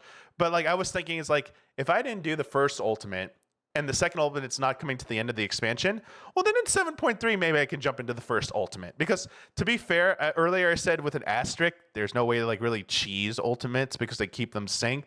You can get slightly better gear at a certain point. So every so often, like at the 0.3 patch, I believe, the dungeon gear will be the max eye level gear that you can have, so that you can get like slightly better gear than was previously available that won't be undercut by the eye level restriction. So it makes it like you have a little bit more HP and you can pump out a little bit more DPS. There's better pots, there's better food. Those do work. So like you get a little bit more stat padding there on your characters. So like the DPS check isn't as tight, and maybe you push a phase a little faster so you don't see you're not really skipping mechanics, but like you have more leeway, and it's not quite as challenging, but it's still pretty damn challenging. So that's what that's what I was alluding to by that. So I wonder if it would be easier if they spaced them out at the ends so that like people who skip the first patch, the 7.1 ultimate, just wait till 7.3. It's like, I want to do it when it's like a little easier, and I don't feel the extra pressure of like, oh God, there's a second ultimate already out. Oh my God, I'm so far behind. Like that like kind of mentality of like you're falling behind, the FOMO, you're missing out. It's like if you put at the end, it's like, okay, well I cleared 1, yay. And then like, oh, they dropped another one in 7.5, but you have like 6 to 7 months to the expansion. I can wait a little bit before diving into that. So I don't know. Honestly, I don't think it's really gonna look. I think it ultimately comes down to the burnout thing. Like if we Mhm. see another large wave of people complaining at like the last Savage raid tier, like, yo, I'm skipping this, man. Like it's been so intense doing all these raids back to back to back. I think that would be more tangible evidence to the development team to say, we need to space these out a little bit better. Like they need to be at the beginning and the end of the expansion. No more putting them back to back like that. Yeah, I mean, it's really fascinating to see, like, how they've, adapted to the feedback they've been getting over the several years that they've done them, several expansions that they've done them. And I think maybe, would you advocate for a 7.1, 7.5 split like that? It seems like that's a decent gulf of time, Yeah, so for like I don't want to do anything that would like if it's not necessarily a real problem. Like let's just say like it was an overblown reaction. A lot of the points of this podcast would be like, let's not make jump to sudden conclusions. yeah. I think we should give it one more chance of like let's do 7.1 and 7.3. But if it is a problem again, we see like a lot of people, because I think people will be more vocal this time for sure. I think this will definitively show, can the rating community handle these rates that close together, or do they maybe need to seriously consider spacing them out? So I would advocate keeping it as is for now and see what happens, and like use that reaction, like use that feedback to see if we just keep as is going Hmm. forward or need to make that adjustment. So I think maybe you had asked Yoshida this maybe once before. Maybe it was the media tour, but I think you had asked him about, or someone had asked him about sanctioned races. Oh Do you yeah. ever think that we're going to get something like that? I think the real reason, okay, currently no. They've said the reason why they don't like putting their stamp on something because it there's a fear about encouraging people to play a certain way. This is why they said they want to do leaderboards for achievements at this media tour. I asked this question like 2 media tours ago, and I know other people have asked the same. I asked at Shadowbringers media tour, and I think other people have asked since. So the question has popped up a few times. They're very hesitant about endorsing doing something in an official capacity because it lends credence to a certain way of playing. And they don't like to. They try to avoid that where possible. I just don't see how that would really affect anything because the world first race is already a thing, and people understand it's different from your experience that you're going to be, for the most part. They understand it's a difference from your party finder, your statics experience. That like, oh, but just because they did it this way means everyone has to play that way. No, it doesn't. But like it leads the people to aspire to something. It's another visible thing to encourage people to like, maybe I could be like that one day. Or I'm interested in that. I'm going to start doing Savage rating, or I'm going to go up to a higher level of content because I saw that it looks so cool. It's the visibility thing. I think it's only good for the game to have that visibility. I think the real issues come down to two things. One, the how it really comes down to one thing: logistics. Because I was going to bring up the issue of cheating and third-party tools, but like that would fall under logistics because this would have to be done in person. I mean, then there would be people like, but this is the problem. There are people who do not want to be on camera. They're VTubers. Like, I don't want people to see my real face. You need to be able to commentate me so that I can be anonymous, but have my VTuber up there. It's like, well, we have to. You means you need to play remote or in some like isolated room where no one sees you. It's like these are the the realities they have to deal with. It's like, would everyone be able to participate? The people who can't participate, are they going to cry foul? Well, that's not a legitimate world first race. I'm one of the best raiders, but I couldn't be there because I don't want people seeing my face, or I don't like playing in front of a crowd. It's like these are the things that start happening, and honestly, to an extent, like if you want all things to be fair and equal, eventually you need to do stuff in person in front of like a lot of people to be validated, because there's always gonna be like question marks about things. Like I think that's the unfortunate reality. This was told to me along like someone, I forget, it was a teacher or professor, said like how can you ever, not me personally, but told a class like, why would you ever dare to aspire to be like a rock star in a band if like you're afraid of crowds or afraid of like traveling and stuff? Like that's the name of the game. If you don't want to do that, then don't aspire to be a rock star in a band. You can still be a musician, but like know what you want out of it. Like you're not going to be performing in front of crowds. You're not going to be a giant celebrity that way, but you can take a different path. So if you want to be like a world first race champion, that's what's expected. You need to be like, you would have to perform on stream at the very least or in person. And that's the thing. The real reason, I mean, these are all complaints from players, but it's logistics and money. Would Square Enix have the Yeah. funds, resources, and staff to put this on every freaking, 6 months? And would that affect, they need a new team for that, or expanded team of community team and events team and PR and marketing people. But the developers will still have to be involved. So like it's now more time they have to take away from development of the game. Would that ever impact the development cycle? And would it, I think most people would be okay with like, even if it added like a week or two to each patch cycle, but it's like, we get an official world first race hosted by Square Enix. But then it's like, where do you hold it? Does it have to rotate venues? Like, is always in like the US? Is it like in LA by Square Enix's headquarters here? Is it in Japan and Tokyo by Square Enix's headquarters there? Is it in Europe? Do they rotate? How much does that cost? Like the logistics, and you got to do that every 6 months. They do a fan fest every 2 years in 3 locations, but like that's every 2 years. And like we've seen the issues with them running even those things. And it's like, now you want them to do something that's like a little bit more frequent, and like, is it going to be people can attend in person? Like, yes, other games do this, absolutely. Like every other big esports game does stuff like this, but that's the thing. The nature of those games is esports or competitive. Final Fantasy XIV is more than just rating. So this is where I see that. Remember, they told me and other people that question about the cross data center, Party Finder, Duty Finder. They mentioned return of interest. Is this going to be worth our time? I don't know if they ultimately are going to view this as a net positive, despite all our arguments that look at the visibility, look how good it is for the community. They're going to look at their bottom line and be like, is this really good for the financial situation and development situation of this game? And that's where I'm not confident in saying that something would happen.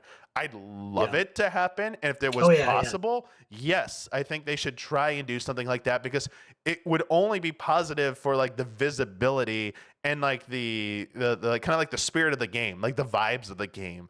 But like, I don't know how much expensive. I just don't know what it will do behind the scenes to the game. And that's why we need more on that. So I'd love that to happen for sure. Yeah, if that was possible. It would be so neat if possible. But, again, like so many logistical hurdles to clear.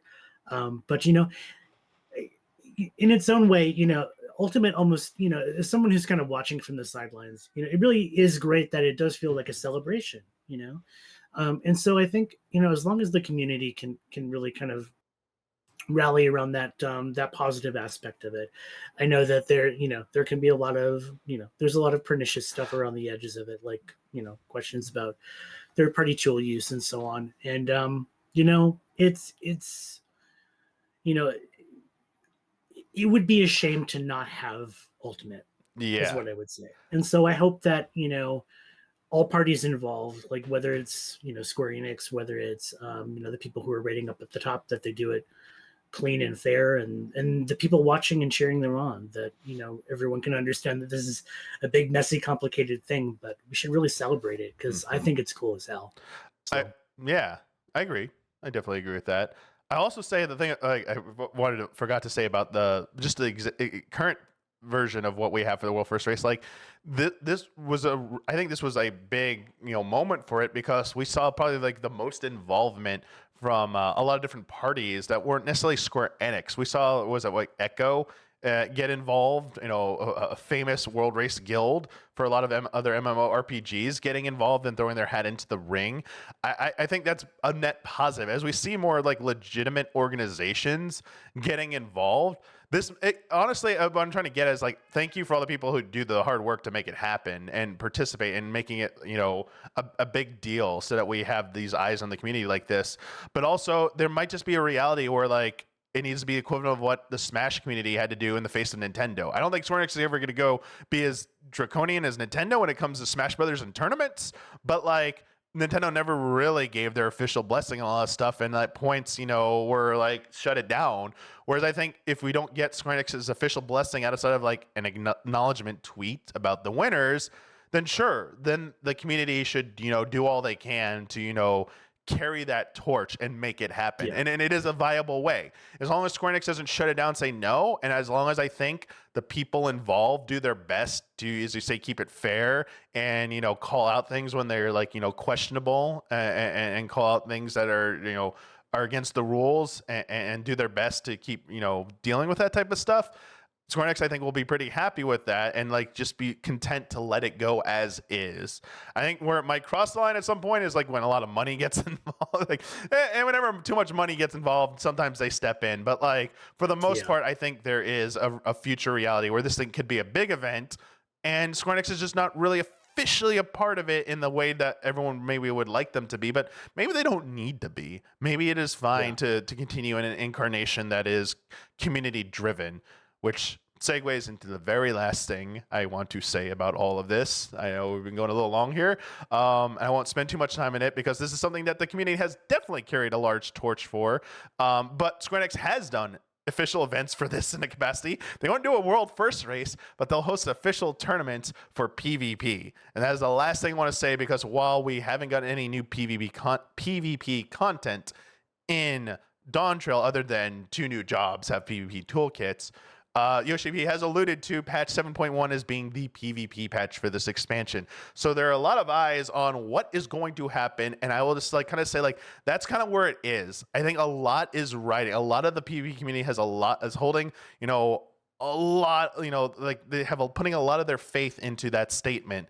And I think it holds a lot of weight about what happens ultimately, because there are numerous issues and problems right now with all the PvP modes, from top to bottom, from toolkits to rewards to structure to participation. And I think people are looking to the team to like, are you going to make any kind of stink? Because if this holds status quo, I could see this being a really bad blow for the PvP scene. If it's just status quo as usual, I do think the PvP scene is going to continue to dwindle. And it's the best it's going to be is it's going to be like a meme thing that like people queue up for the roulette to get frontline DXP. Great. A few handful of people still play CC and try and carry that torch. Rival Wings remains dead outside of like a few community organized events, but largely most people don't even know it exists. And it's like, what is the point of all this? Why do you even like spend time rebalancing and reworking Rival Wings to send it out to not have a roulette? Or like it just, you can't even, like it's dead. Like why'd you fix it and then not release something to encourage people to play it? It's like, okay, there's Moogle Tombstone events where they like get people active in it, but like that's the end of each patch for like a few weeks. It's like, are they really that happy with that? I don't want to spend too much time on this because I want to have an episode whenever we get that live letter talking about PvP. That is when we'll do that big PvP deep dive into like what's going on. But I will leave it with this. I will be honest, like a lot of the people I know in the PvP community, a lot is riding on this patch about the health and future of this, because if it is not, even if it doesn't all happen by 7.1, they need to start saying some of the right things.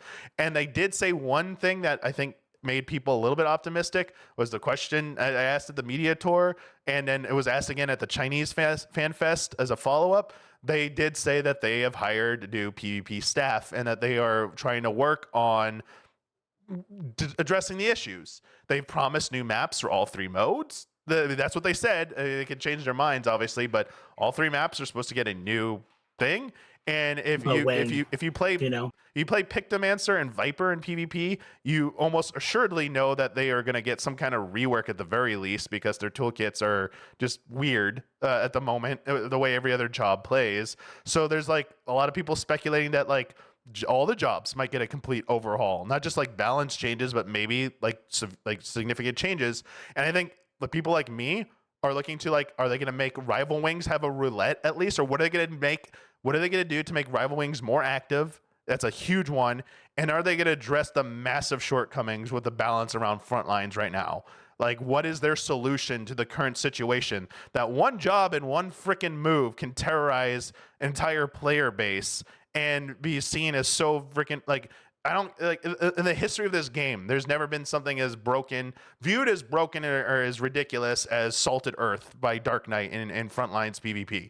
It's like insane how much power that holds over everybody and how much weight it holds. I don't fully agree that it is as powerful as people say it is, but we don't need to get into it. But like it's just like the fact that it's gotten to that point and nothing has been done about it is like, do you even care about this mode? Like, what is going on?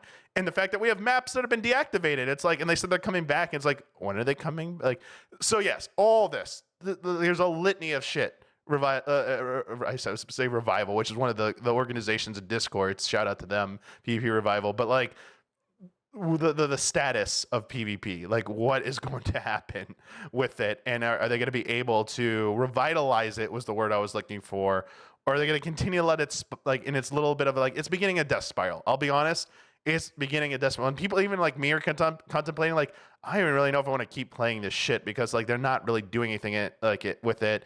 And those PvP series awards, it's not enough. You need to do more. They need to do so much more. So yes, a lot is riding on what they do in 7.1, whether it's what's implemented or what they announce that will be coming down the road. So if any of them are listening to this, like you cannot just give us one slide of PvP and be like, that's it. It's not going to fly this time, man. You got to do something.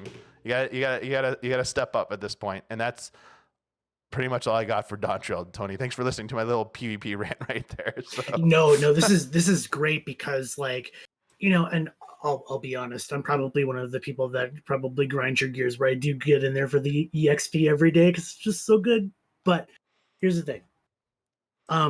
It's great that PvP has seen such a resurgence in the recent years. I think having these communities that exist in the game that are not just built around raiding, no shaded rating, but like it's great for the game. I'm looking at fishing recently, and it's like look at how if you guys haven't seen it, but Fruity Snacks did a very good video about like why like everything about fishing has changed for the better for Dawntrail and how it's like, and I've tried out some of these new things too, and it's like, wow, this is like a completely like I understand why a community is really building and coalescing around fishing. Now for PvP, you've got to continue to foster things that are growing. And, I've had some of the same questions. We've messaged back and forth here, like, what are they going to do with this Dragalos? What are they going to do with, some of these maps that just don't, like, what's the first one? Secure Borderland Ruins. Oh, like the ones that are deactivated right now. Yeah, the Borderland Ruins Secure is deactivated in Frontlines, and Astragallos and Rival Wings is deactivated currently. And Astragallos has been offline for like 3 years. Yeah, and Secure has been like a year and change. Yeah, I don't know, like maybe repurpose Astragallos into something else at this point. However it works, but it's been so cool to watch PvP grow and become more robust because I think it was, when did it really start kind of pop off again? Was it around Stormblood or Shadowbringers? What do you mean? Maybe it was even earlier than that. You mean before the introduction of Crystalline Conflict was the last time it like revitalized? So Stormblood, when they made it so you could get PvE experience from queuing into PvP. So the daily challenge frontline was added at that point. So when you queued in, you could level up your jobs that way. And so all the DPS people are like, oh my God, I don't have to wait 20 hours for a queue now. Insta-pops. It's like that. Yeah. I mean, that's the number one reason why that mode even is as active as possible. If they got rid of that, Frontlines would be deader than Rival Wings right now, actually.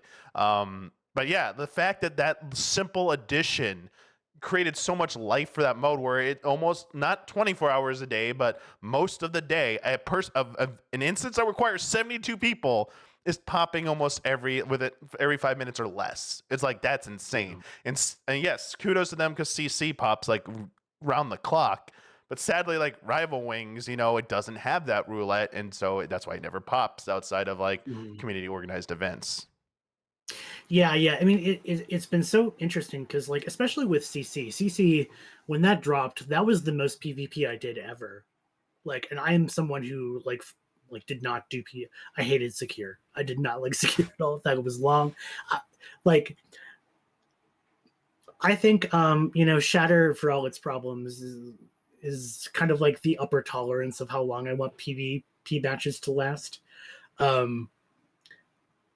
want the short and sweet. I want those quick. I'm with you. Yeah. So it really is interesting to hear you kind of put it in those terms that really 7.1 has to be kind of almost a major, I don't want to say rework, but like you have to really kind of build upon the momentum that you've had all these years and really try to take this to, if not keep it, keep it going, but like try to build on it, because they've built a lot on this. There's a lot of expensive maps and they rebalance the whole system, all, like, as you said, like all of these jobs, something that even maybe the PvE system could really take a look at, so it's all doable. It's just, keep that momentum going. I hope 7.1 is the answer, because for me personally, it's really cool to have all of these communities that exist in a game and interact in a game in such a way. It's cool to see fishing kind of almost getting a glow up like this. I don't think we'll get fishing maps or whatever we want to call it, but you never know. But it is cool. And PvP, like, again, it was something I thought I would never get into. And I wouldn't say I'm, super hardcore in it. In fact, I'm kind of bad. But I still love that's the thing, is I like doing it. I like doing the CC maps. I like doing Seas and Shatter, even if it's kind of borked at the moment. But yeah. But yeah, more PvP is someone who doesn't is someone who's mostly PvE oriented. I want more PvP, more maps. It's good good to hear. And again, to the listeners, I definitely deep dive into this, but we're not today. So I know they're like, why doesn't he say this? Why does he say that? Like, I'm saving it. We're saving it for another day. So the day will come when we'll dive into this. But yes, that is something that I think to put it like a little bit of a ribbon on this Dawntrail discussion, or bow on this discussion. Sorry, is that I think PvP. Like a lot of like the smaller community content, it still should have its place. There should, you should not be getting rid of stuff and neglecting stuff. You should be like constantly, you should be maintaining it and adding on. But the thing is, they have said this. Developers, Yoshi P has said this, that they have promised stuff. So like an expectation has now been set. So I like the ball's in their court with this. So we'll have to wait and see. So yeah, that's really all I got. I would say, like, to make, like, draw a conclusion here. I mean, it's kind of like the end of my review. It's like, yeah, I thought, Dawntrail so far has been like pretty, like, it's mattered. It's done well where I think it's mattered most. Although, like, it's just the story and its main character Wook Lamont has been a little bit divisive with some people. But it's also like we still have 4 other patches. Like, well, at least have 2 to 3 more patches possibly of story development with these characters, and they could still turn it around for some people in that regard, and where it's all leading to could change a lot of people's perspectives as well. So like I would say, like, that still, you might not be happy with where it is right now narratively, but like it's not like the end. This has always been the case. There's more to come, and it could turn around. And I think from every other piece of content so far they've done, it's been viewed pretty positively. So I think like they have done mostly right by this expansion, especially following up Endwalker. And as long as they can keep giving us the things they've promised and deliver them on time, and they resonate just as well, I think as a whole, Dawntrail will be viewed much more positively maybe than Endwalker was on the whole. There is also kind of a parallel with Stormblood here, because Stormblood did roll out a lot of extra new types of content that people really resonated with. Maybe not at the time, but eventually they did. And so potentially Dawntrail could be just the same. I'm very curious about this potential deep dungeon, not deep dungeon. Again, we'll just thinking about that in my head.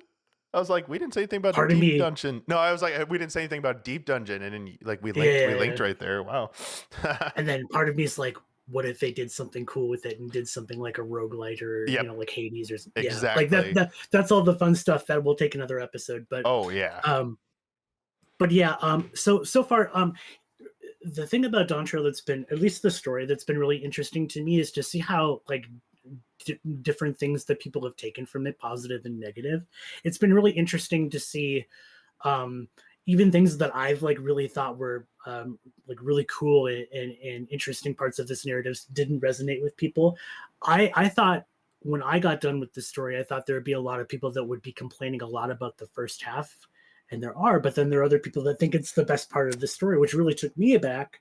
And I just think it's cool. I think there are a lot of elements of the story that have hit people in different ways, and I think it's really cool to like read about them and listen to what people have to say. That being said, we got to respect each other. We got to make sure that we're being respectful of the people who make the game, and at the end of the day, I think they are on a confident path here, especially when it comes to the path that they've beat since Stormblood, when really they've started to go really heavy on making these characters and making a really more I would say intimate narratives. I think we're still on that roll. Maybe this expansion was a little bumpy after the end of the arc, but I'm confident that I see all of the qualities that have really endeared me to the game. They were present here, and I hope that they can kind of build on that for what's to come in the future. I think there's a lot of